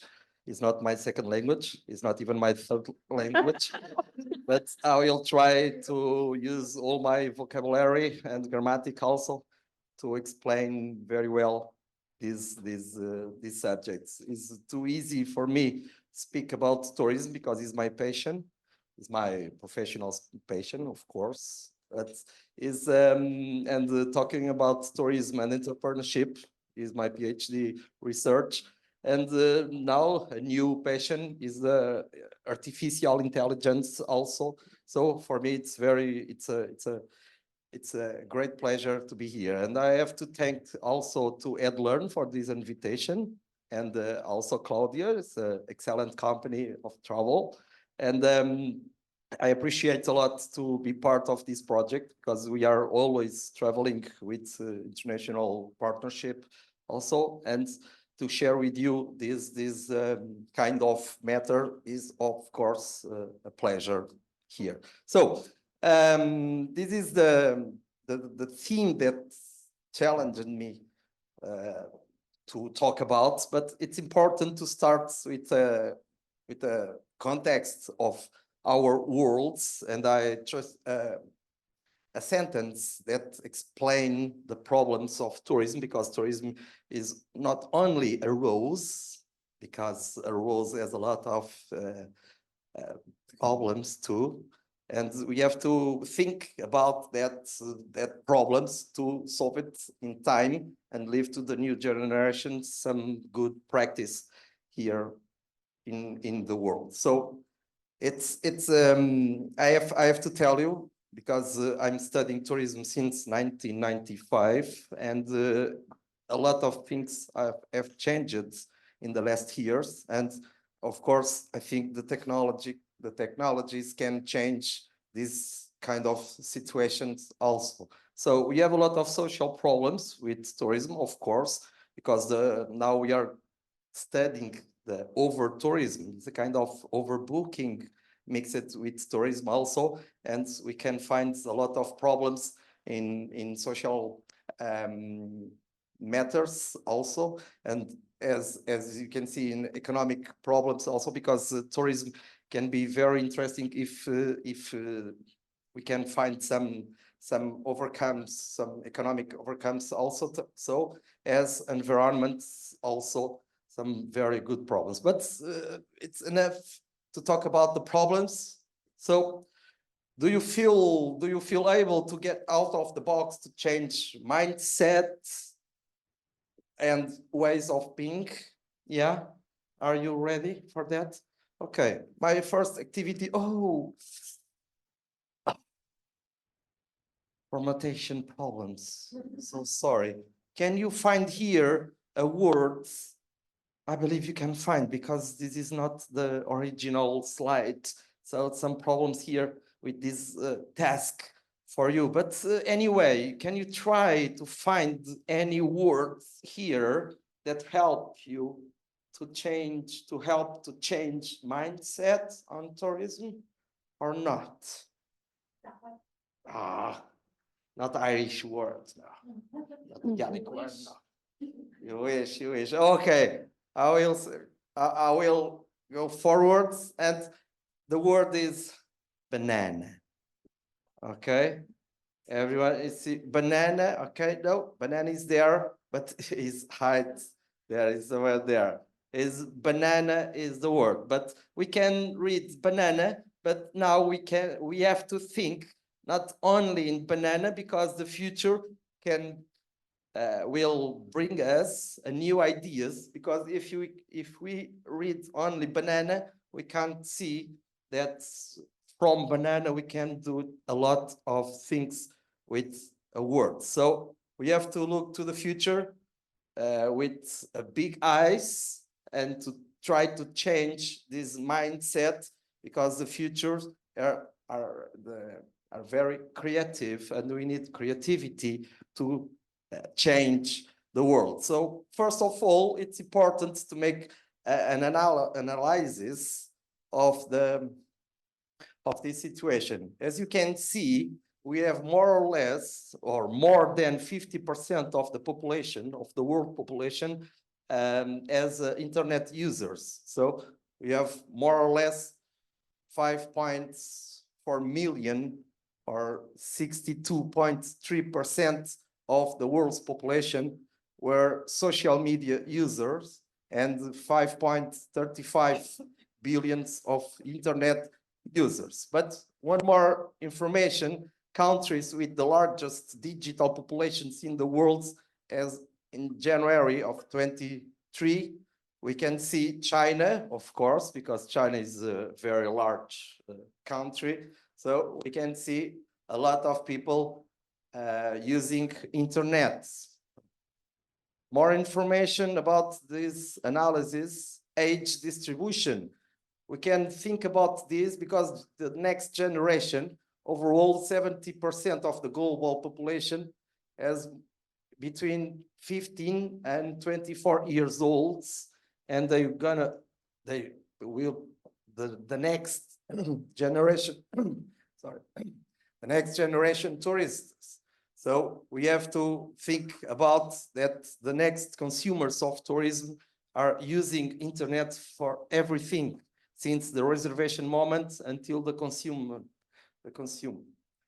So internet usage rate worldwide by gender and region. As you can see, woman is losing, man is winning, the consumer of tourism or internet. So there is a smaller gender gap, of course, but this is changing too. Okay, average daily time spent using. You can see here, more or less, for each one of us are using more or less 6 hours per day in the internet. 6 hours per day is a large consumer. So this is a good indicator for the next slides. Why artificial intelligence and virtual and augmented reality? And these are some reasons to to change this mindset. We have the generation Z, of course, the next tourists.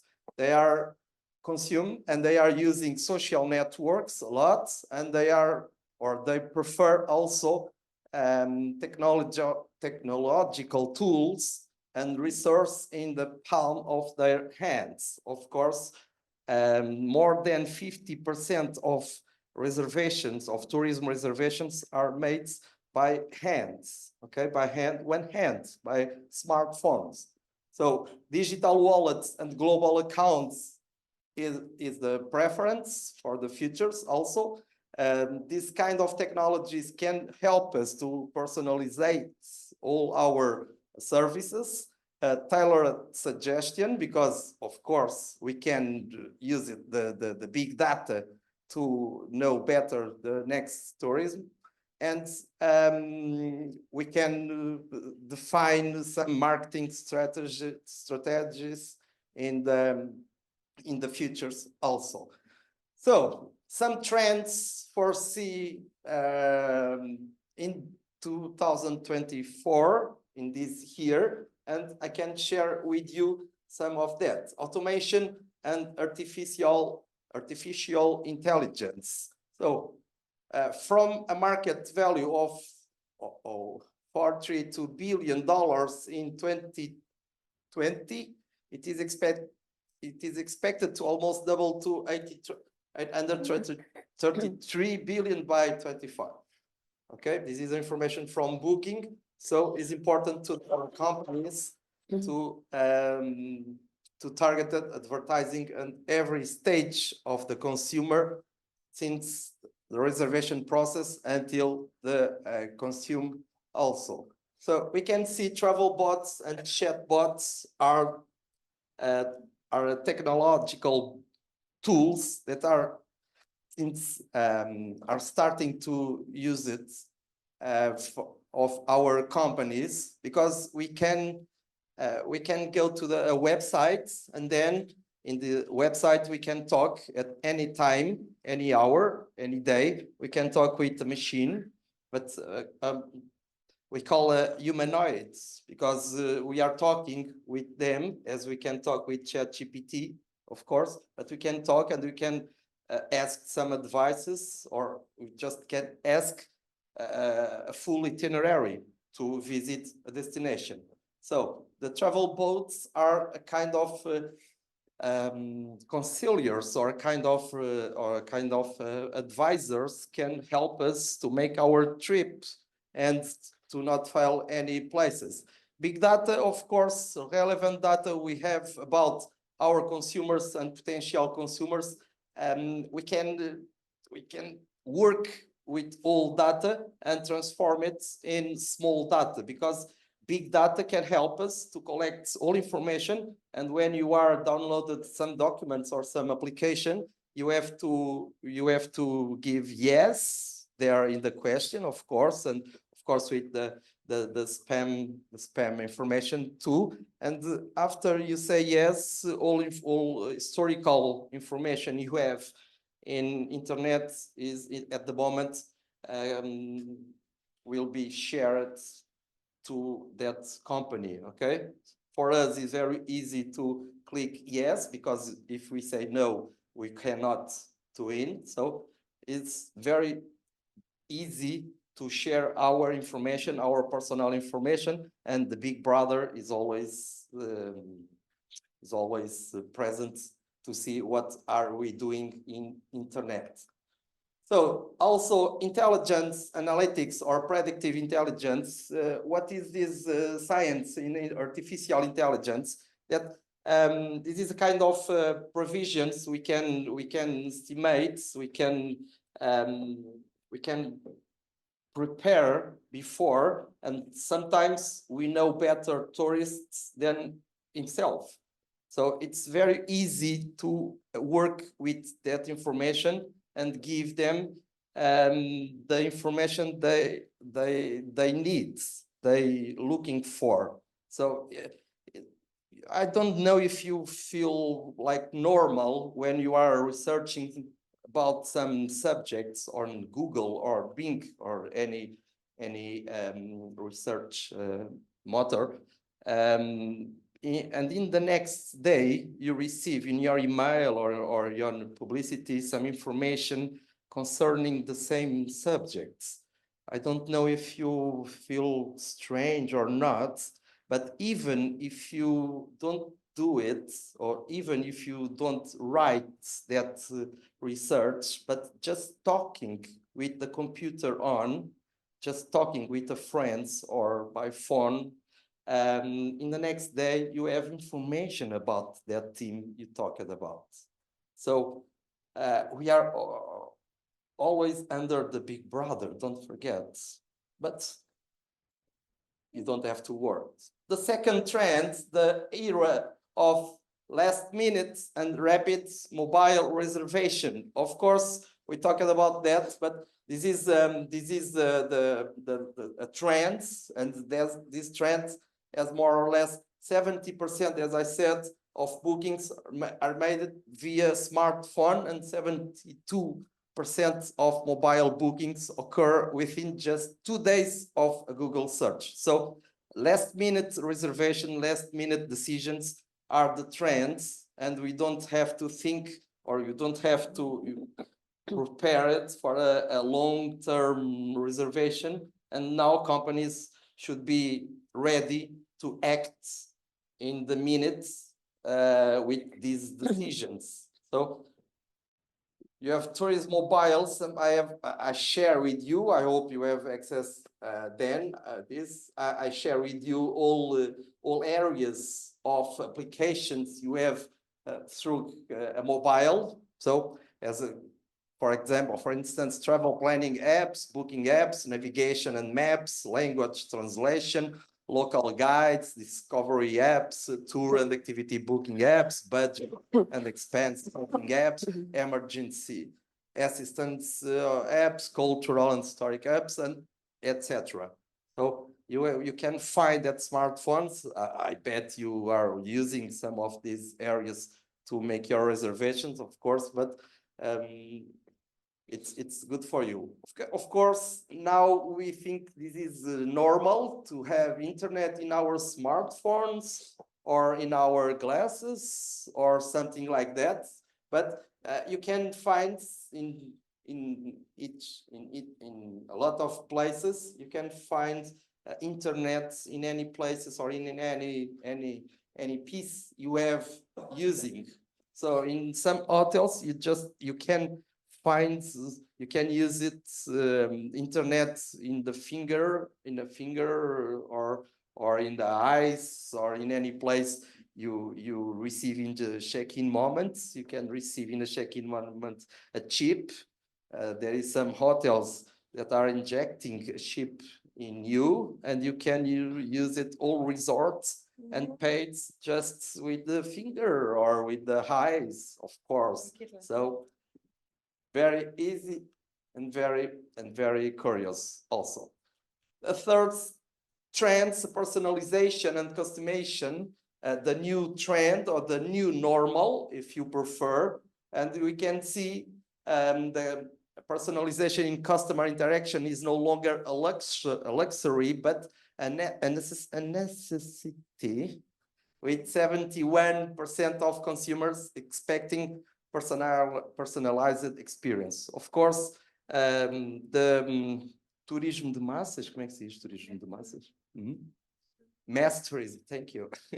The mass tourism is ending, or maybe is changing, and now all people wants to feel special, wants to feel a personalization travel or a trip.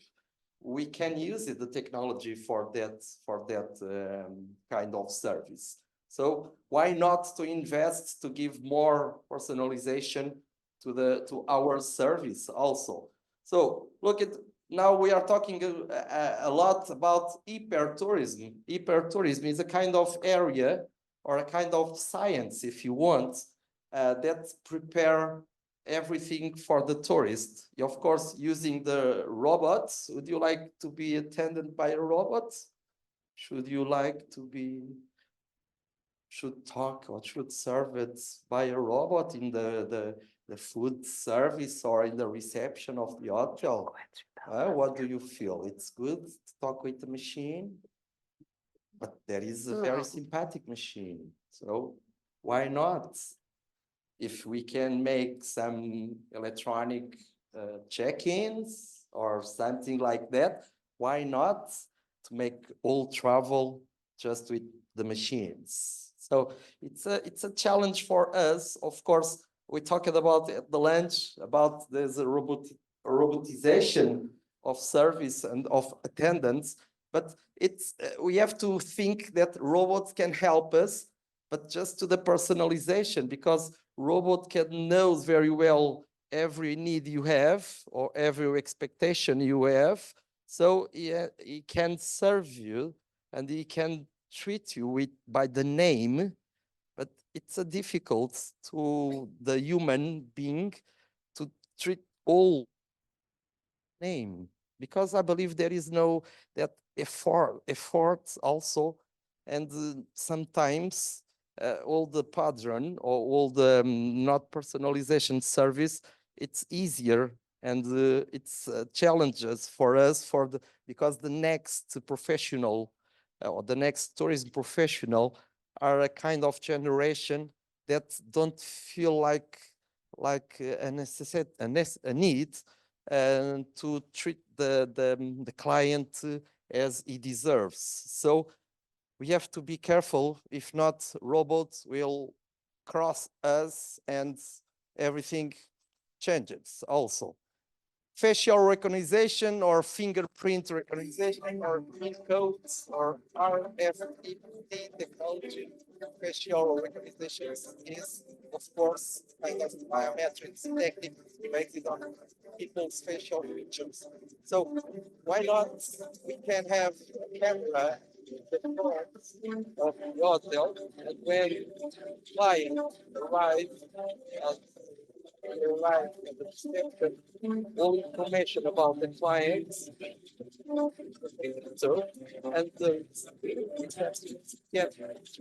client's name or identify at the moment all the needs and all the needs, and change some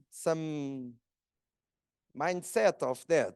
So there is a lot of videos on internet and where you can see very good examples, and we are working in some facial recognition techniques in some airports all over the world that are using these, not even or not only for the service, but also for the security matters. So it's a good decision if we can use it for the better worries. So digital payments, of course, this with the payment wallets and the prefer all people in the world today is preferring this way of payments. So it's easier. The contactless is so easy that we don't use it more any money. Okay. Anyone knows the face of the notes, the roots? Someone knows? Nobody knows. Okay, because we don't use it. We use it plastic money. So, but if you can pay with the finger or with any convenience tool, of course, is changing, and the hotels are facilitating this, because the concept of all inclusive was born in the 60s with the Club Méditerranée, the Med Club, where people arrive in the check-in, they put the money in the cards and they pay in the resorts every service or every product paid with the cards, and we understood that people don't have contacts or direct contacts with the money, so they spend more money. So if we can facilitate the payment, of course, people will spend more and more money as we can see. The trend number 4, transformative travel beyond the ordinary. Sorry, my English. Okay, we can see here, because these people are looking for different things, not only for their own pleasure, but also for to share with their friends, or to make some jealous to that friends. Because we use social networks not only to share, but also to make some jealous. Okay, well, I am here, you not. So people like that, and we are always looking for different experience to share with that. But we have innovations that as growing up in during the pandemic, robotic telepresence, that we can use these machines to visit galleries or exhibitions or something like that without get out of our home. So you can use it just a joystick. You can have an application, and in home you are driving the robot, as you can see in the movie. You can drive in the video. You can drive, and you can see as you've been there.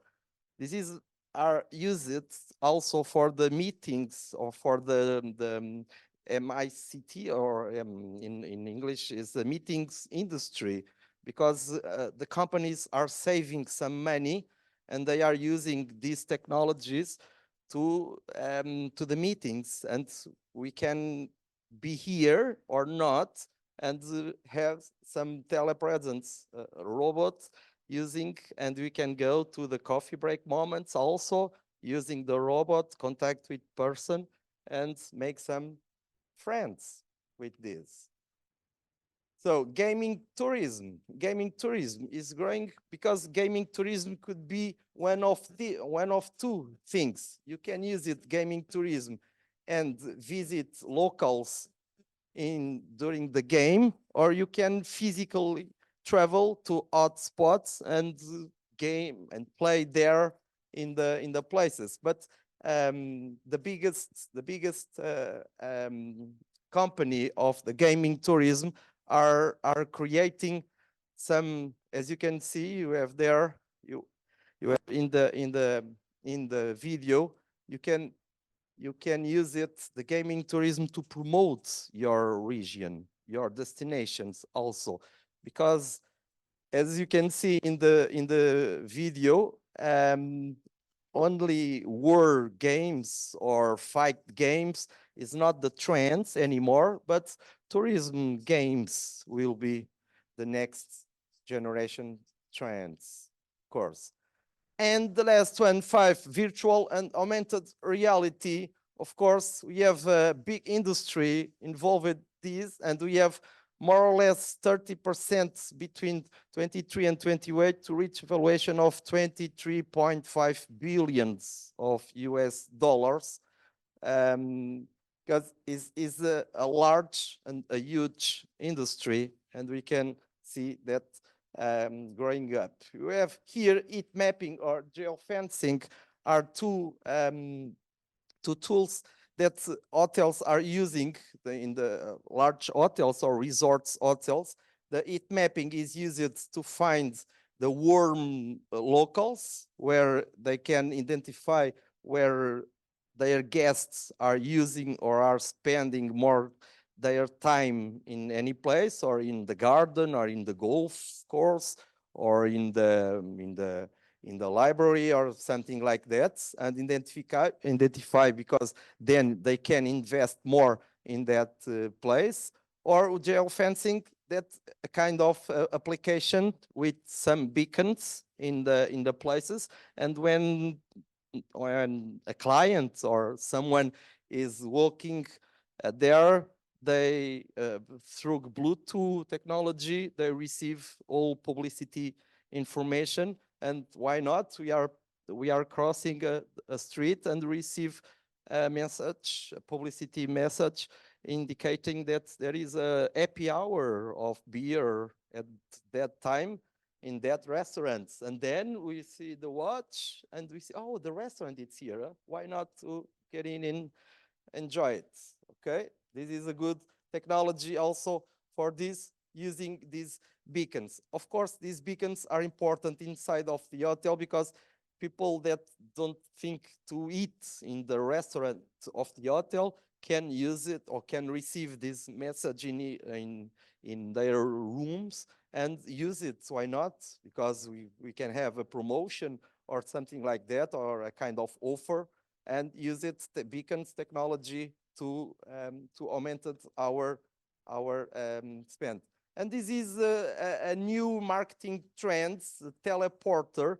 It's a kind of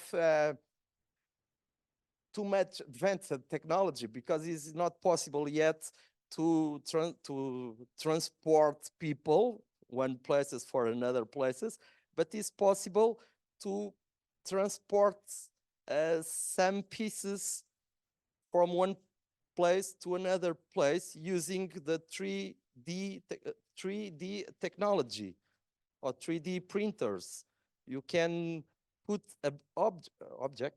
You can put an object in one place, and if you have a 3D print in another places, the same objects will be printed in that place. So, but teleport are used by hotels now, using, of course, VR glasses, and we can finish with the paper flyers and use this, because this is an example. The Marriott Hotels channel are using this in all fairs, and all exhibitions are present, and people go there, and for a few minutes are the feeling that are living in that hotel, or knowing the rooms, knowing the spa, feeling the well-being of the spa, and perfect feeling. And that is a very good result with this sensation. I'm not sure if this video, yes, it's here. As you can see, welcome to the Hotel of the Future. Of course, we have a very nice robots that are showing and that are working in a hotel. It can do it a lot of things, and companies can save money for this, and you can use it for a room service also, or something like that, housekeeping service also. But it's too difficult for me to talk about this, because it seems that it's gonna replace people in this work. So this is not the aim, or this is not the scope, but robots can be used for some task and leave people free to do something more creative or more useful than we can talk. So this is a reference. So sorry for the publicity. These are my two last books about the digital world and about these old technologies. It's only in Portuguese, so sorry, but if you ask me a lot, I can talk with the publisher to try to translate there. But it was a pleasure to me to be here, and thank you very much. Any questions? I'm yours. Thank you.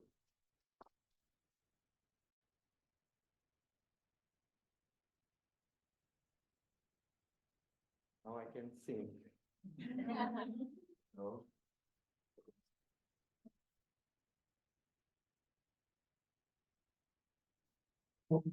I'm in time, yeah. Going forward, do you think that this robots taking over the hotel experience and so on does become as normalized as what people think out? Do you think it will then become the exception to actually have these in-person visits to receptionists and so on? I'm coming from the point of view that a lot of the times when you board guard may not talk to locals, but you won't be talking to the receptions or the hotel staff. And do you think there will be consequences because of the no communication with local people in that area? Yeah, it's a good question, Nelson. I think I can respond you with an example because in Portugal we have some hotels that are investing in these technologies, and in 2019 we opened a hotel in Lisbon called Evolution Hotel, and all hotel was with robots. There is no people working there, but 5 years later they had to change because people like once just to visit, just to know, but they don't back there because they don't like it. It's not genuine, it's not authentic. So they need, in tourism, we need people, of course, and we need people, but natural people. But you know, I'm not worried with the advance of technology or in artificial intelligence. I'm worried with the lack of natural intelligence. So, because the lack of natural intelligence is helping the growing, the appearance of the artificial intelligence. So we have to prepare all our future, all our, the next generation to work with this.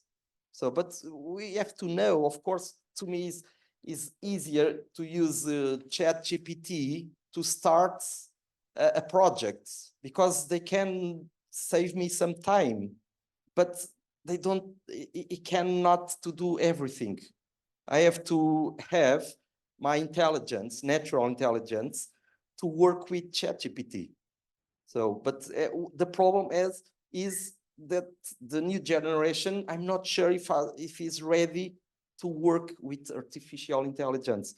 So, but the future in the tourism, of course, is changing. That is for sure. So, but wouldn't be the totally artificial, I hope, and I think, and I'm not working for that. Okay, don't judge me.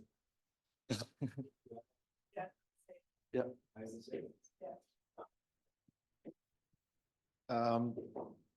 More of a reflection. We have on certain side of the traveling, like booking, for example, we're advancing at the speed of the light. But in other areas, we're 100 years back. I mean, you look this hotel, people making the beds in the room, is that 100 years ago was exactly the same, wasn't it? So how come that you have such a dichotomy between certain aspect of traveling? Because what I say, there are also implications on the poor quality of jobs, on the lack of skilled laborers, etc. So how come that certain aspects are developing so quickly, while on others we are really behind? I would say even the prehistory. Have you given some thought to that? Well, I think in the last 3 years, of course, because the pandemic helps to this area, and of course we needed to use it because the world couldn't be stopped. So of course, in tourism, tourism is not an industry that are so developed in these kind of matters that are in the automobile industry or pharmaceutical industry or medical also. So, but in tourism, as more importance because we work with people for people. So it's strange when we are talking about technology in a people industry. So it's very important because it's a very delicate subject, and we have to protect all jobs. And the true, as you show in your presentation, as you have shown in your presentation, there is tourism is the biggest industry of the world. So we have to guarantee that still like that. And we saw that 1 in each 11, I believe, 11 jobs are in tourism industry. So I believe still like that and continue like that, but new jobs will appear. I remember one of the last speech of Steve Jobs. before die, was he said there will born more than 50,000 jobs in the next 50 years.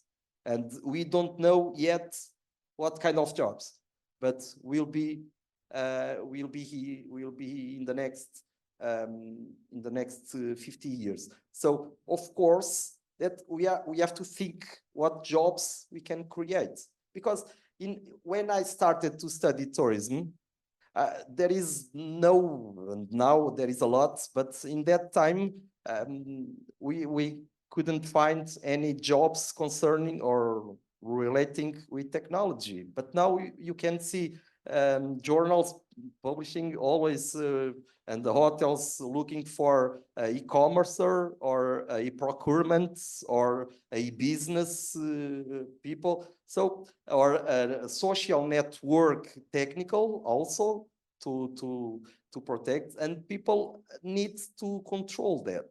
And people need, or companies, hotels need to have some team to work with the technology matters. We have to control all forums, all network forums that exist to try to control the opinions. Because I know I work a lot with several different hotels that are worried with if clients has a very viral position on the internet, and they are studying the clients, and if they can detect that client has a lot of followers in their social network, they give them the best room and the best service, because they know that they're gonna share the experience in their hotel. So today, the biggest worry of the hotels is to control the influencers. So, and the influencer is a new job also. And there is a lot of people making a lot of money with that job, if it's a job. Okay. But yes, of course, it's a job because they are paid for that. So, but a lot of jobs are appearing here, and we have to know to control them and to use it to our favor, of course. But the future is difficult to understand. But I believe, honestly, I believe the technology could help to reduce, of course, the problems with the environmental matters or sustainability subjects, of course. But we have to be careful, of course, and we have to think. The point is that if you look at it, I mean, technology is actually competing with the best job in tourism, but is not eliminating the bad jobs. This is my point. So shouldn't be the other way around. In theory, it should. I mean, anyway, I leave that for philosophical. Yeah. So what Luigi pointed, I think it's the most intelligent, but also the obvious question is why don't automated activities and tasks can be changed with technology, saving people, good people, authentic people, to do what they do best, is to contact with the clients, to go and help the clients, to share, to host influencers and treat them well. So why can't we show, why aren't we able yet to show entrepreneurs, senior entrepreneurs, rural entrepreneurs, younger entrepreneurs and managers, the benefits of these technological instruments that we have at our disposal?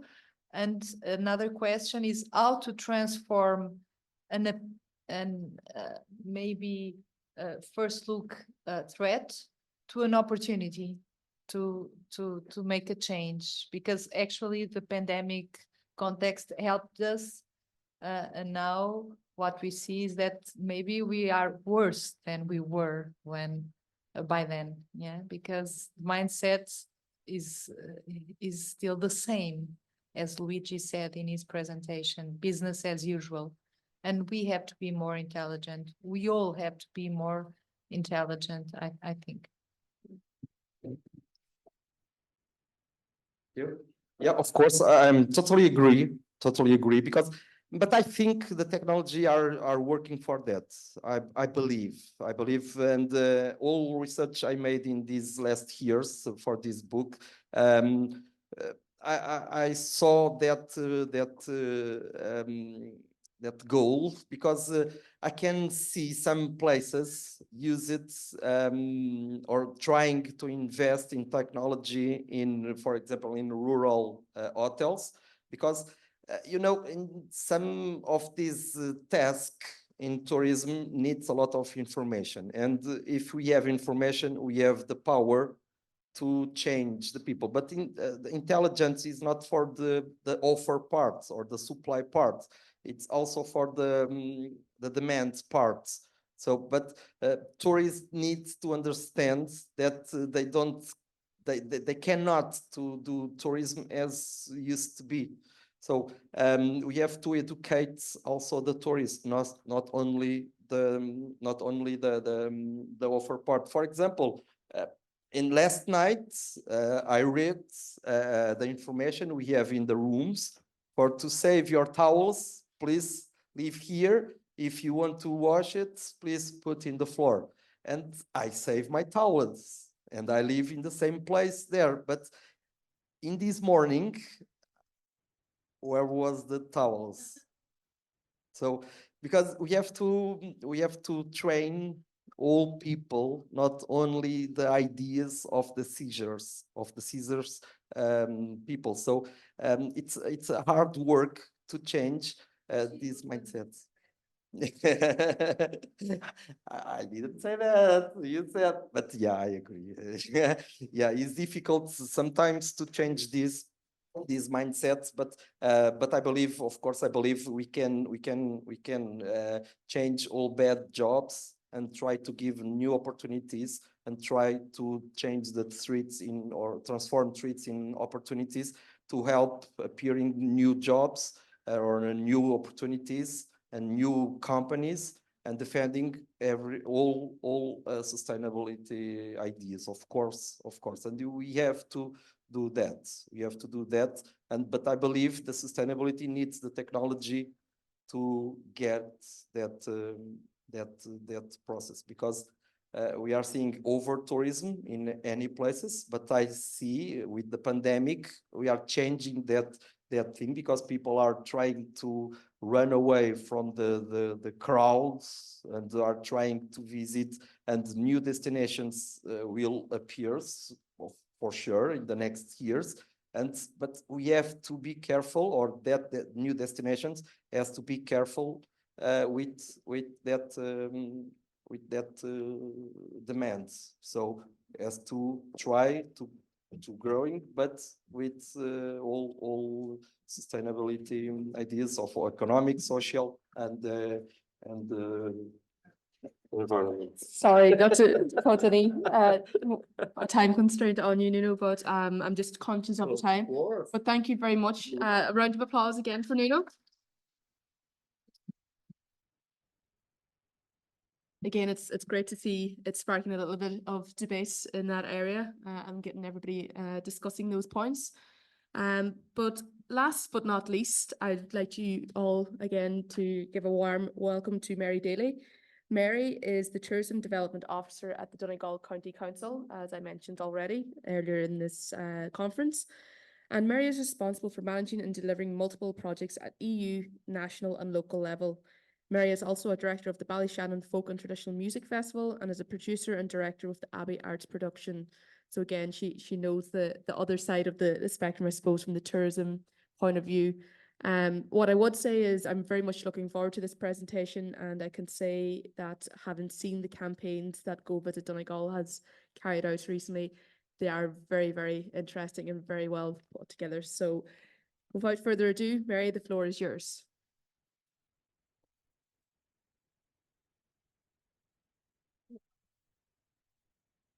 Oh, this one takes much change you want as well. Okay. All right. So good afternoon, everybody again. I suppose I started off today and it's good that I'm finishing as well. So we might just start with the presentation, and it's tourism marketing in practice. But I just thought for the benefit of the visitors here in the room that I'd start off with a few slides today to just show you a little bit about Donegal and to explain a little bit about Donegal. So first of all, County Donegal, did you know? So Donegal, it's in the northwest corner of Ireland, as you can see there in the map.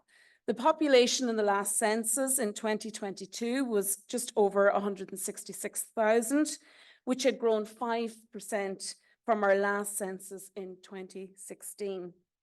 Donegal is famous for its longest coastline in Ireland. It has 1,134 kilometres of coastline with over 100 sandy beaches that are renowned for their stunning beauty. We're the second largest county in Ireland. We're the most northerly county, and Cork, which is down here at the bottom, is the largest county, and it's also the most southerly county. So it has the most southerly point at Mizen Head, and Donegal has the most northerly point at Malin Head. And of course, due to its scenic landscapes here in Donegal, National Geographic, as I said earlier, has voted us the coolest place on the planet, and Lonely Planet have named us as the top region in the world to visit in 2024.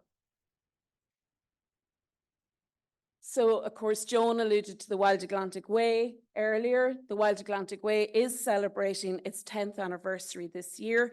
It's 2,500 kilometres of a driving route along the Irish western seaboard, and it takes visitors through some of Ireland's most beautiful and unspoilt landscapes. And Donegal is a great place to either start or finish your visit on the Wild Atlantic Way. So just at Donegal Tourism, one of the things that we do offer people and visitors coming to the county is we offer a travel concierge service to ensure that you have a world-class experience when visiting the beautiful county of Donegal. Our travel concierge service has extensive knowledge on accommodation, transportation, tourist attraction sites, hospitality, and guiding services in Donegal. It's a free of charge service, and again, you can just contact us at Donegal Tourism. So I just thought it would be interesting to tell you about some of the cool facts about Donegal. So you'll see them there. But for example, Slieve League, our cliffs are the highest accessible sea cliffs in Europe, and they're twice the height at their highest point of the Cliffs of Moher. We have world-class diving experiences in Donegal because we have the highest concentration of shipwrecks off actually Inishowen, off Malin Head. Ballyshannon in South Donegal is the oldest town in Ireland. You can visit Donegal and see the Northern Lights.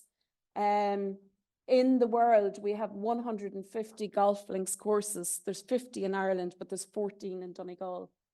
We have 12 blue flag beaches, which of course is the highest environmental recommendation that a beach can get.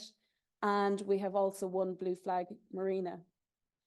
Star Wars, The Last Jedi, some of it was shot here locally off Malin Head, just at Malin Head. So that's some cool facts about Donegal. Of course, we have notable musicians as well. The rock star Rory Gallagher was born in Ballyshannon. We've also Alton, we've Clannad, we've Daniel O'Donnell.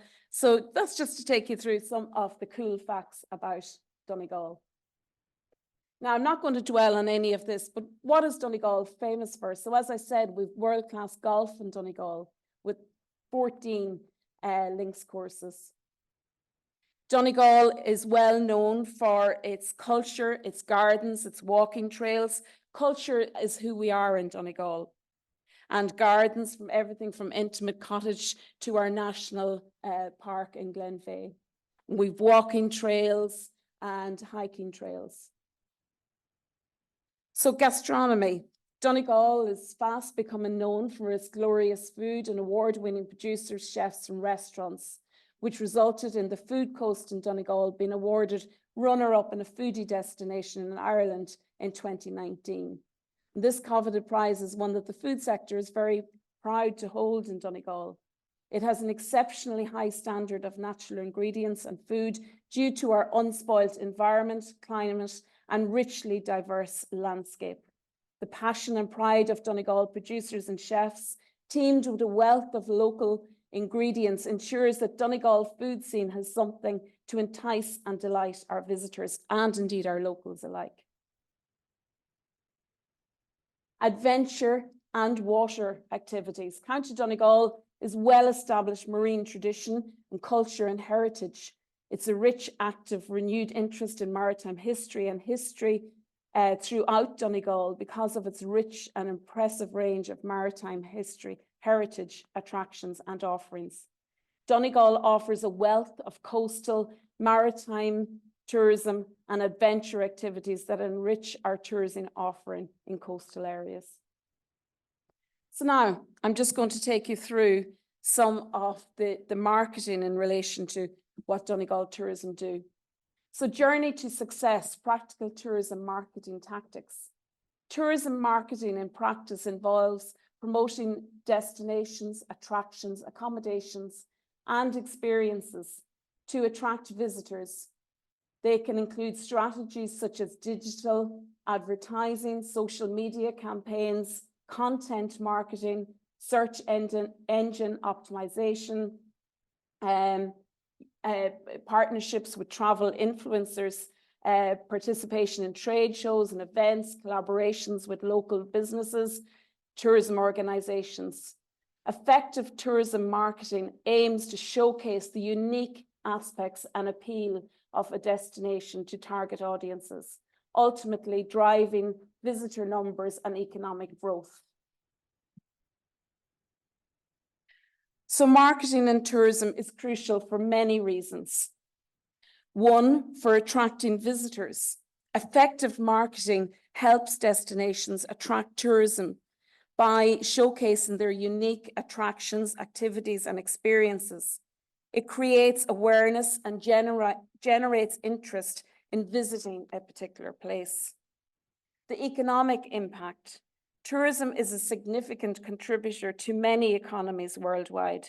Marketing efforts drive visitor numbers, and it's important that we're doing this now in a sustainable way, resulting in increased spending on accommodation. And again, we spoke about this earlier, about the concept of slow tourism, getting people to spend longer in a destination and spending money in relation to dining, transportation, visiting our attractions, and thus boosting and indeed sustaining local economies.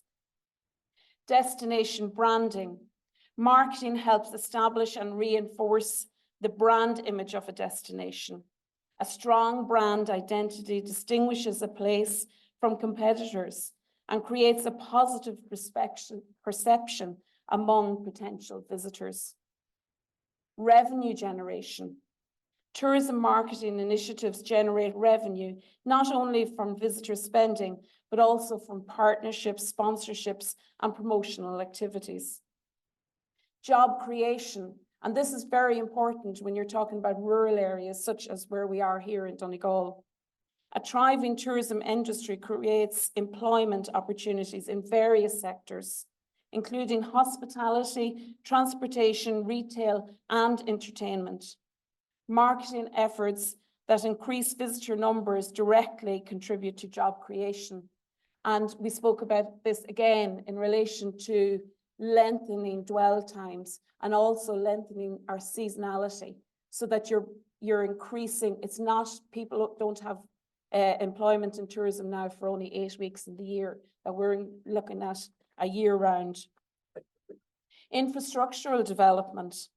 Increased tourism often leads to investment in infrastructure improvements such as airports, and of course we're very lucky here in Donegal to have our own airport in Donegal Airport, which of course was voted the most scenic landing strip in the world as well, because you feel as if you're landing on the water, you have the water either side of you.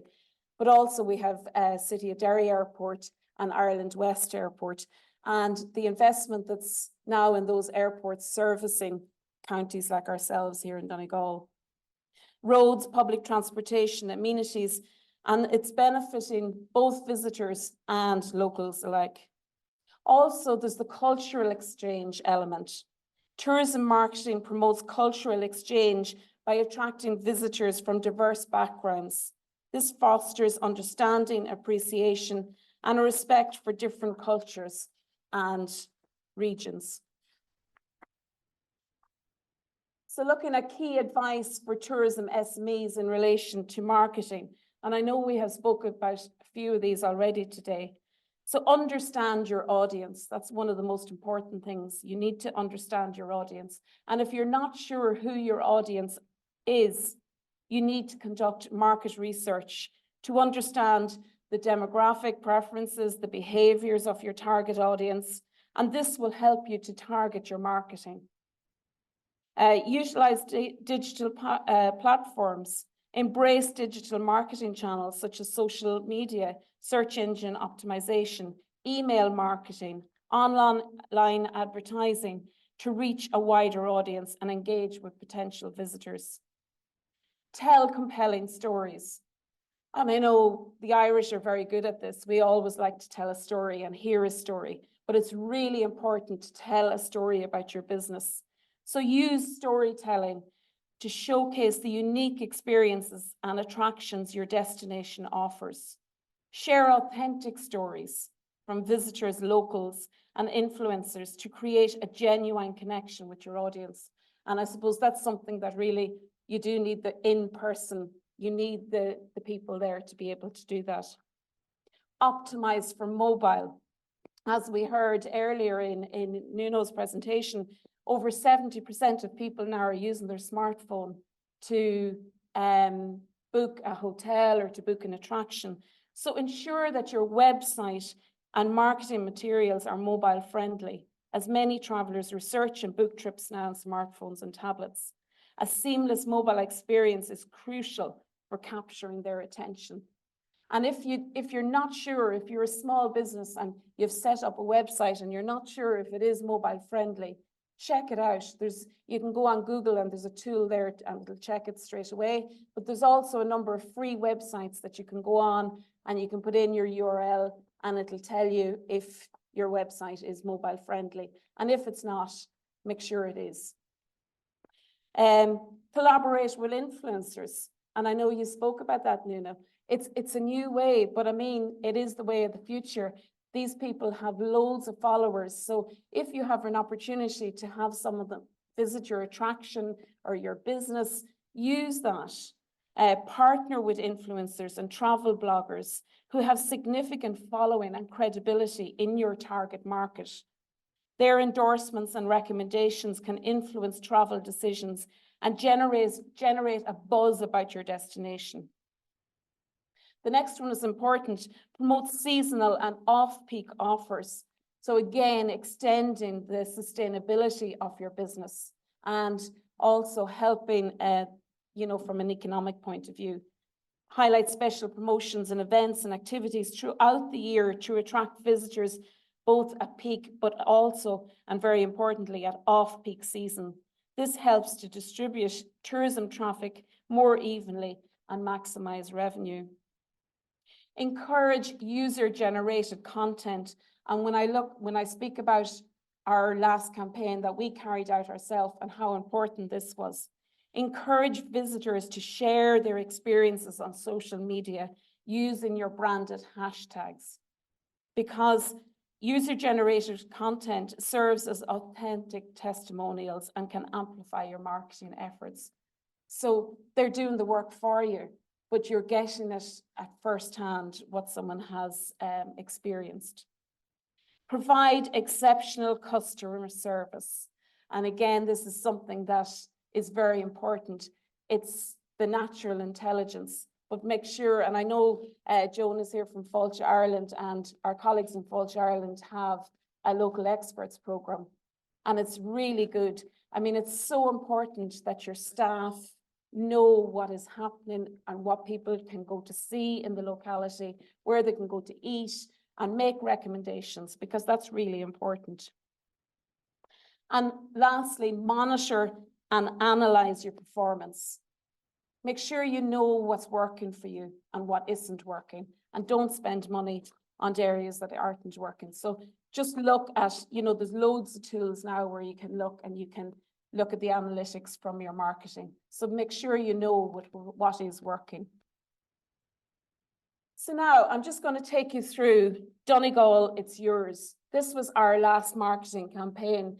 It's a shoulder season campaign, and it's a stop-start campaign. So what we did is we ran it in October into November for 3 weeks, and we're going to start it again on the 19th of February until the 16th of March.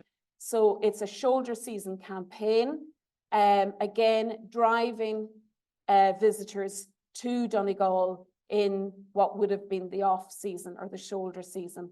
So extending the economic impact of tourism.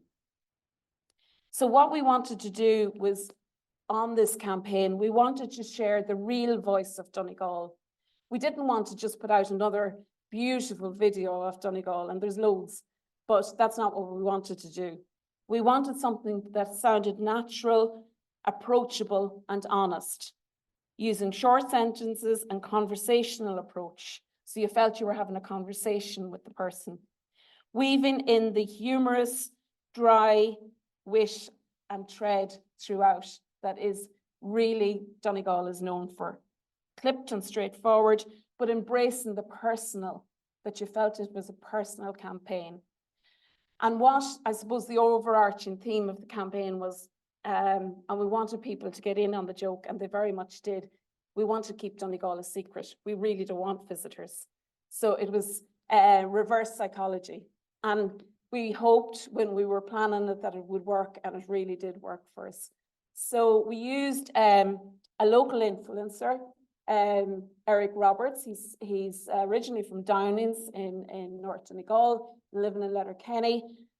He's just been on Squid Games. He's all over the place now on social media. But we engaged with him to be, I suppose, the star of our hero video. And it really worked because his tongue-in-cheek kind of attitude, it worked.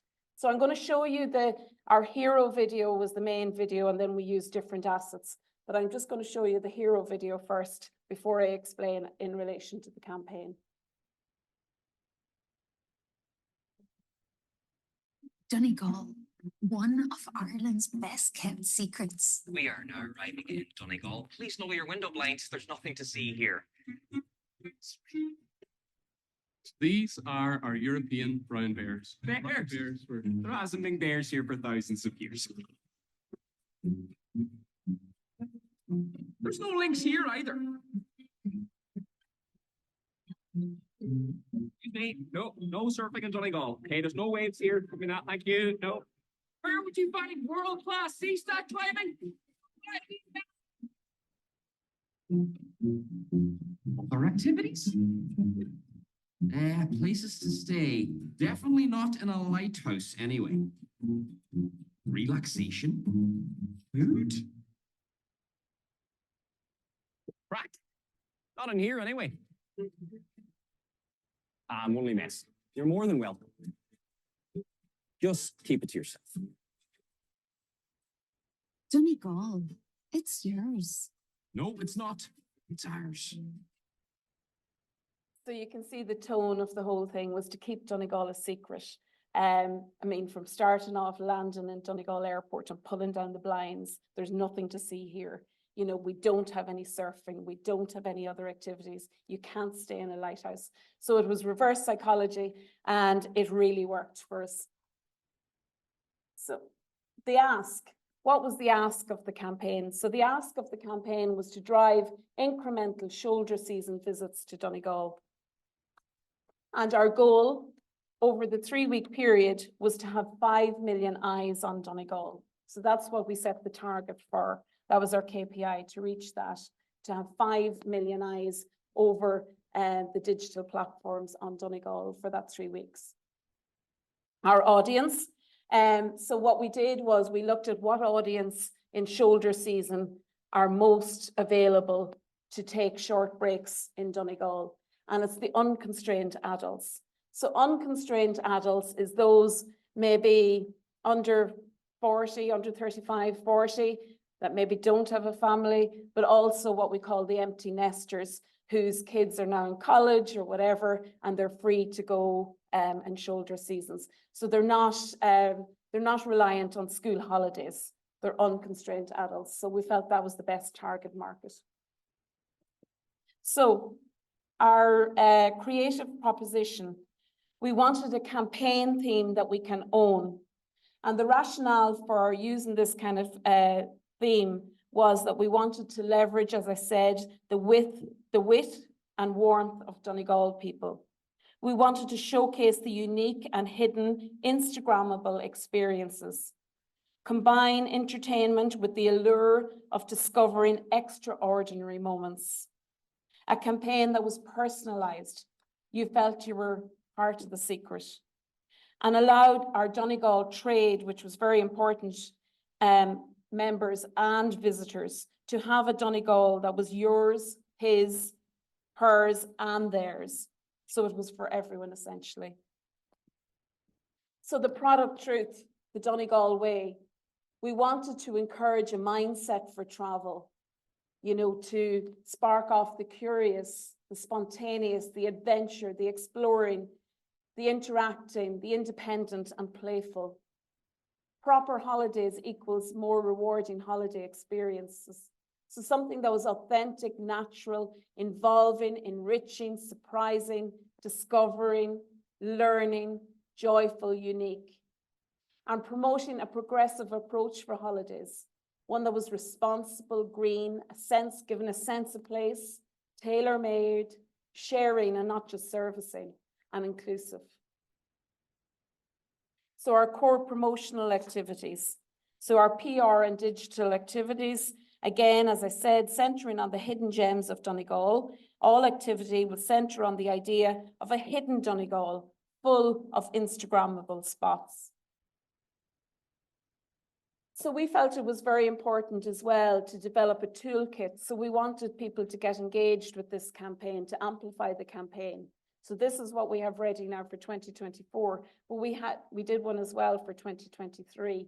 So we developed a toolkit. So what a toolkit is, it's just really having all the assets of the campaign in one place. So if someone wants to use them, that they can use them. So this is one we have done for Tourism Ireland, which can go out to the different countries, Tourism Ireland reps in the different countries, and that they have, so they don't have to go searching for nice images. They don't have to go searching for nice video or our trade frames for social media. It's all there in one toolkit. But we also did one for our trade in Donegal as well. And we felt that really helped. It was something that really helped.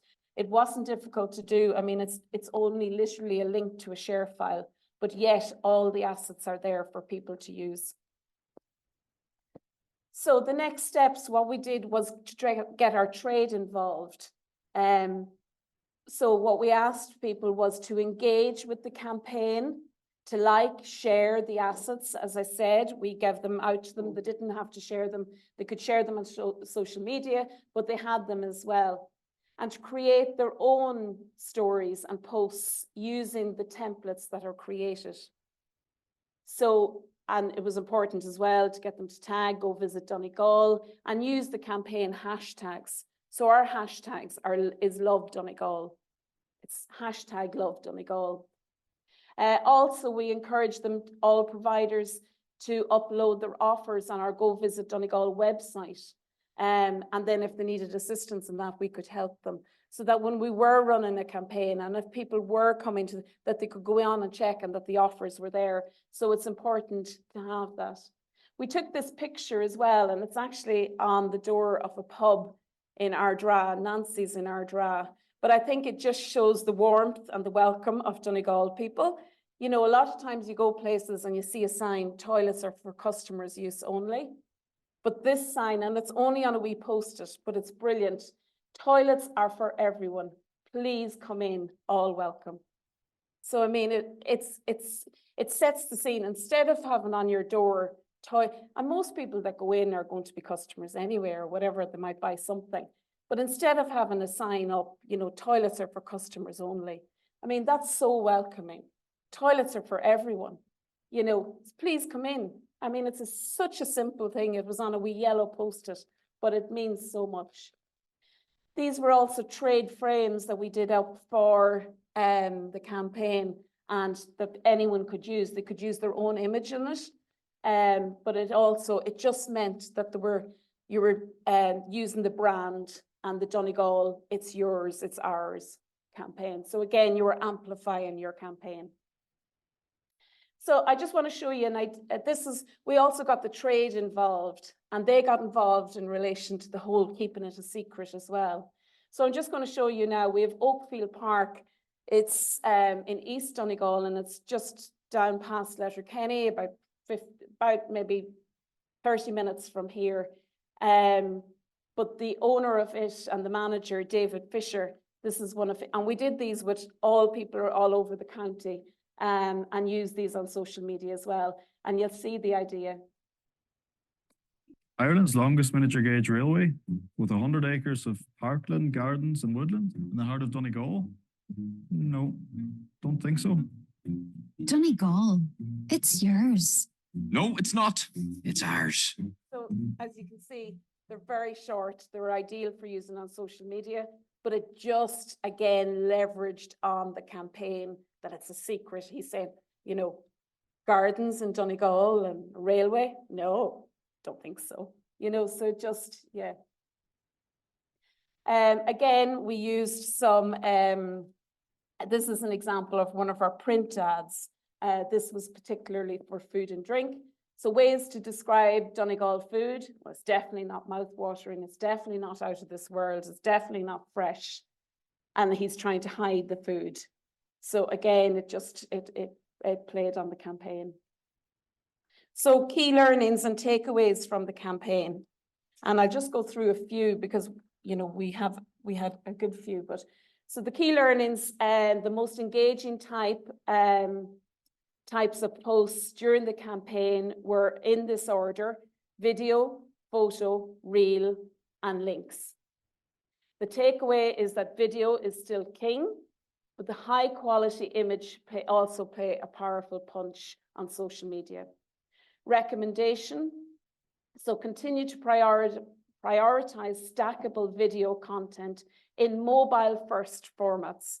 And that's so important. If you're getting a video done or whatever, make sure you have it in the right formats for the different social media. Don't try and use the one video on everything. It's only a matter of getting it cut down into the different, because one is landscape, one is portrait, you know, so make sure you have it in the video, mobile first formats. So for Instagram Reels, for example, you need something portrait. For YouTube, YouTube Shorts, TikTok, and then landscape, obviously, for Twitter or X now, and Facebook newsfeed.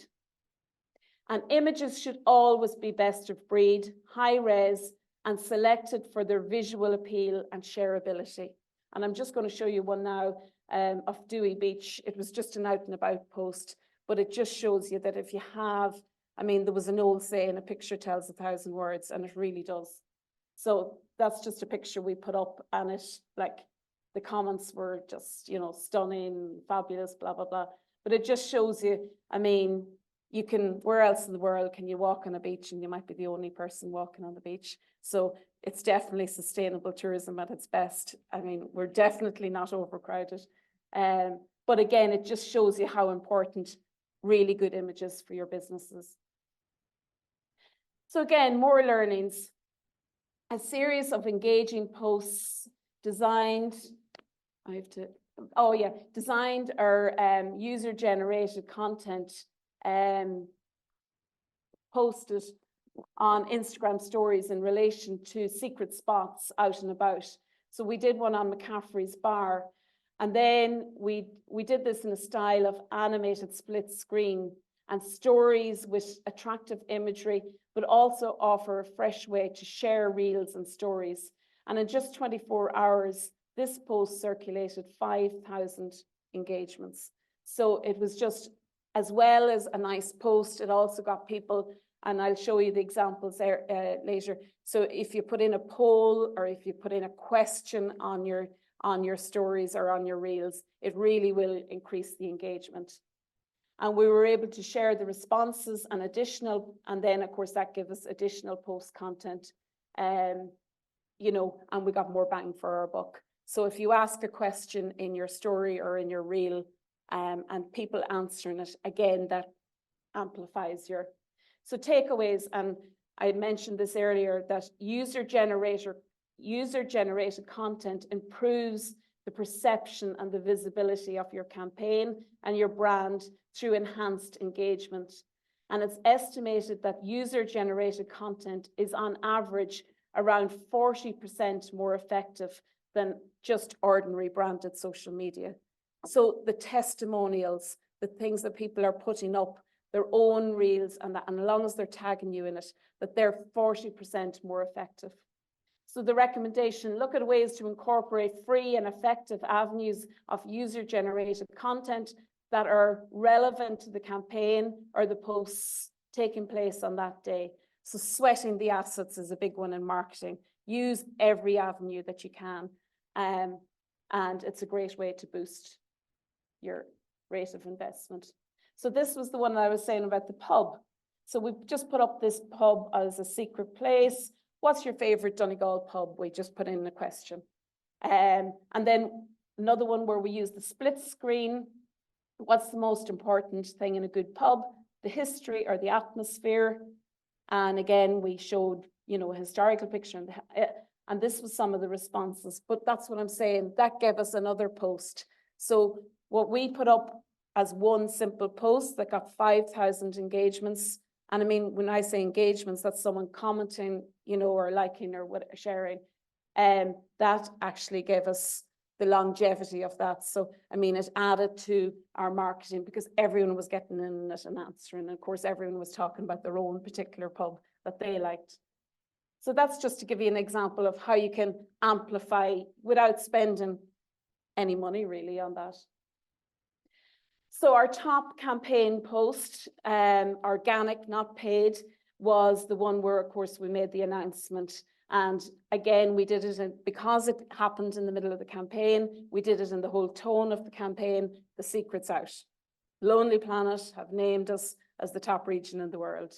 The timing couldn't have been better. It came in the middle of the campaign, but that was the announcement post, and that was our top organic post. And again, that's just Eric Roberts holding the best in travel. Again, they're just some examples of the engaging posts, but it's like the tone of them, you know. I know you saw Paddy earlier on Schlieve boats. That's a picture in the middle, you know, like it's not a thing, traveling around, you know, the most accessible sea cliffs. So we use that tone throughout that, you know, we're keeping it a secret. So this one here, hush, hush, but keep it hush, hush. Our beaches. So the campaign results, and just in the background of that, I've used another one of the ads that we used. It's just a surfboard, and we were writing in the sand, making sure that there was no footprints. No surfing here. It's just such a simple thing. Of course, Donegal is renowned for its surfing. Bundoran is nearly the surfing capital of Europe. We're hosting the European Championships lots of times. So there's lots of surfing in Donegal, all over Donegal. But again, that was the tongue in cheek. But the campaign results, so October to November for 3 weeks, the shoulder season campaign content reached a staggering 8.7 million people.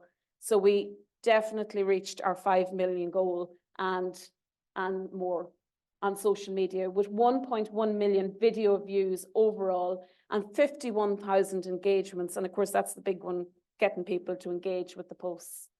The campaign posted 120 pieces of content across 5 social media channels in 9 locations. So of course, on Instagram, you have Instagram Grid, you have Instagram Reels, you have Instagram Stories. Then you have the Facebook feed, Facebook stories, YouTube Shorts, TikTok, and of course X. So on 5 social media channels, but in 9 locations. The hero video alone, which is the one that you've seen with Eric Roberts, reached over 7 million people, and it gained more than 900,000 50% video views. We had 160 pieces of PR locally, nationally, and internationally, and they were print, online, radio, and broadcast. The campaign is set to run again from the 19th of February to the 16th of March. And the aim this time is to increase our email sign-ups. So we're going to do a competition as part of it. And of course, the goal in that is to increase our database again. So just, I suppose, to sum up in relation to the campaign, it's really all a numbers game to succeed in business. Numbers that include the numbers of users that you get to your website, the reach on your social media posts, the numbers of followers you get to see your content, the numbers of conversations you maybe have on the phone if that's applicable to your business, the number of emails you send to connect with people. And you need to ask yourself, what does your numbers look like and are they increasing? And if you've no users on your website, well, drive more by making sure that you include your website link in your Facebook posts. Ask for backlinks from relevant websites to yours. Encourage followers on Instagram to go into your link in bio, which takes them, of course, to your website. Connect with the right decision makers, either on LinkedIn or on other social media sites that they spend on. And if you have inquiries, follow up on them. And also, if you have engagement on your social media, make sure you reply to the engagement.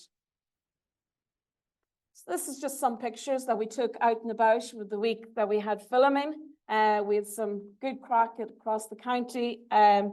But just looking ahead at our spring campaign, I suppose that's going to run February into March, and our tactics for that.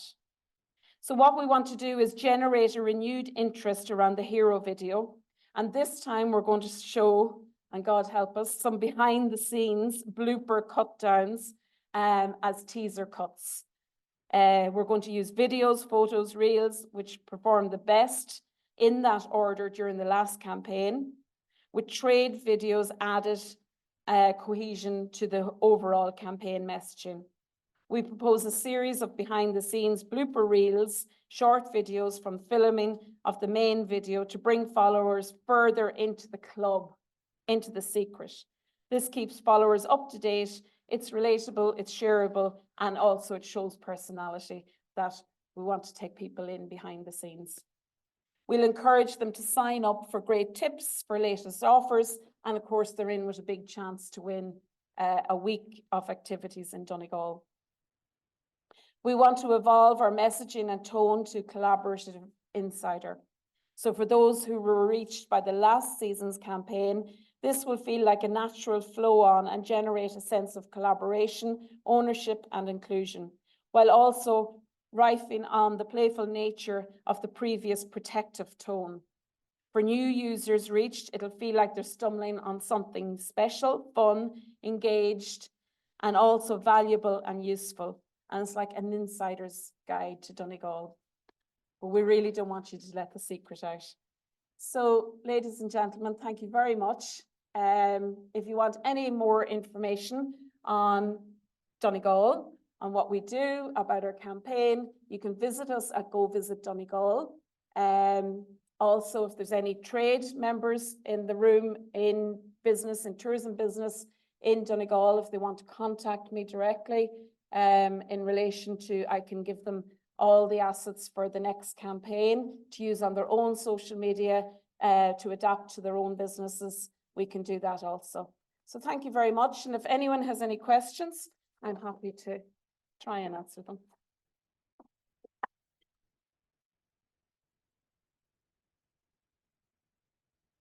Hi, Mary. So we have one question from one of the online users, and it was this campaign disseminated within Ireland, or was it also targeting outside Ireland tourists? Okay, so the last campaign, what we targeted was Ireland, because it's short breaks. You can't really go very far away because between travel and whatever, we're looking at people that are going to stay maybe 2 or 3 days. So Ireland, Northern Ireland, the UK, Wales and Scotland was the target for the last one. For the spring campaign, I think we're going to increase it into mainland Europe slightly as well. Fantastic, perfect. And now I'll open the room to any other questions. Yep, I have one over here. Hello, thank you for your sharings. I was wondering if you already have any information about the impact of giving that toolkit to the companies, because I think it's so interesting. Yes. As maybe most of them are small SMEs and they don't have the time or skills to develop these kind of instruments. Absolutely. Well, what we invited before we started the campaign, we invited through our database of all the trade in Donegal.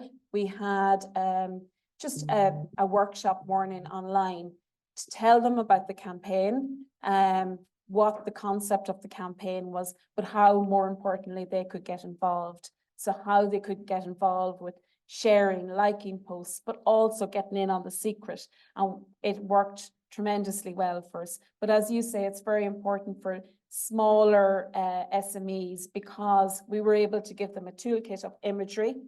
Also, they could add their own imagery. We allowed a link for people to upload their own imagery, and we could include that in our posts as well. And they were able to share those, but also the frames just with the campaign idents in it and the logos, and then they could put in their own picture and their own narrative on that. But what we asked people was to, and they really did get in on the whole, it's a secret, you had the likes of Fanad Lighthouse sharing pictures of the lighthouse, but then they had, shh, don't tell anyone, So it was, everyone got involved in the overall, we'll say, proposition of the campaign. It's the first year that you get this toolkit. The toolkit, we would have, I suppose, maybe provided it before, but more in an ad hoc in terms of, but this is, I suppose, the first time that we've sent it out easy in a one-page format that they can download. Like there's the idents, there's the logos, then there's the videos, the imagery. And then lastly, there's the trade frames for different social media. So, and we also have the video, the hero video and the cut down videos available in every format so that people are using them in the right format. So they're using them in a reel format, they're using them in a story format, but then landscape for Twitter and, or X. I haven't got used to saying X instead of Twitter yet, but for Twitter and Facebook. Now, interestingly enough, we didn't spend as much on Twitter or X for this campaign because really, it's not really a platform that people decide where they're going to go on holidays on. Instagram really is the more visual, or TikTok, or Facebook, but so that's what we decided, Perfect. Do we have any other questions? Yep. Thanks, Mary. I just have a quick question. How many people in the team were involved in driving the campaign, just out of curiosity? Right, so we have in Donegal Tourism, we have, we're the tourism section effectively of Donegal County Council, and there are six of us. But what was very important this time was we obviously, because we're a local authority, we procured the services of a creative company to to carry out the campaign, to do the imagery, to do the video, to work with Eric Roberts as well. But what we had was, and we found this very beneficial, a few months before the campaign, we brought them down for kind of 3 days to Donegal on a fam trip. We showed them around Donegal and we had fantastic weather. And we also then had a workshop with some members of the trade and the likes of Falch Ireland, ourselves in the room. And they listened to everyone's views first, which was very important. And I think the one thing that everyone didn't want was just another pretty video of Donegal, and that we wanted to tell a story. And the big thing really that comes out with, you know, Donegal people are famous for their storytelling. They're famous for their wit and their humour. So we wanted that really very much to come out in the campaign. And that was, and then we had, you know, work in progress meetings with the company every week until the campaign started and the campaign launched. And of course, then our timing was perfect because right in the middle of the campaign, we got the announcement from Lonely Planet. So, yeah. Brilliant. Any other questions? And I'd like to say as well that the campaign is up for a national award on the 17th of February. So all fingers crossed. Brilliant and very well deserved.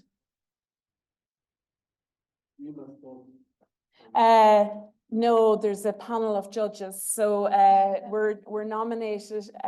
There's a short list of about 6 different tourism initiatives in Ireland, and this is one of them. So we're up against the National Surfing Centre. We're up against the Greenways in Mayo. You know, there's quite heavy hitters there, but it's nice to be part of the nomination list. Perfect. No other questions then, no? So thank you very much, everyone.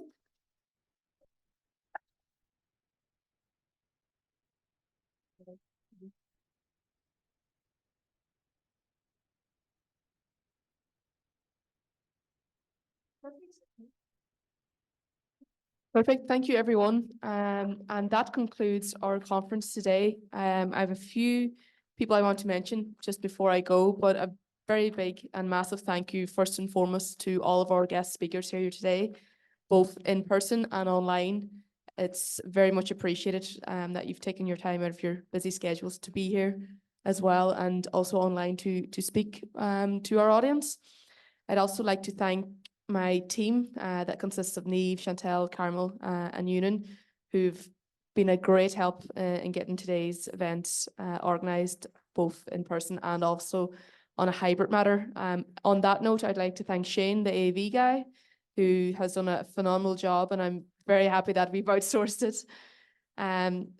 Also, I'd like to take this opportunity to thank the project team of ENTRUST. It's been a long 2.5 years of developing the ENTRUST package, and it's safe to say I think we make a very good project team, so thank you very much.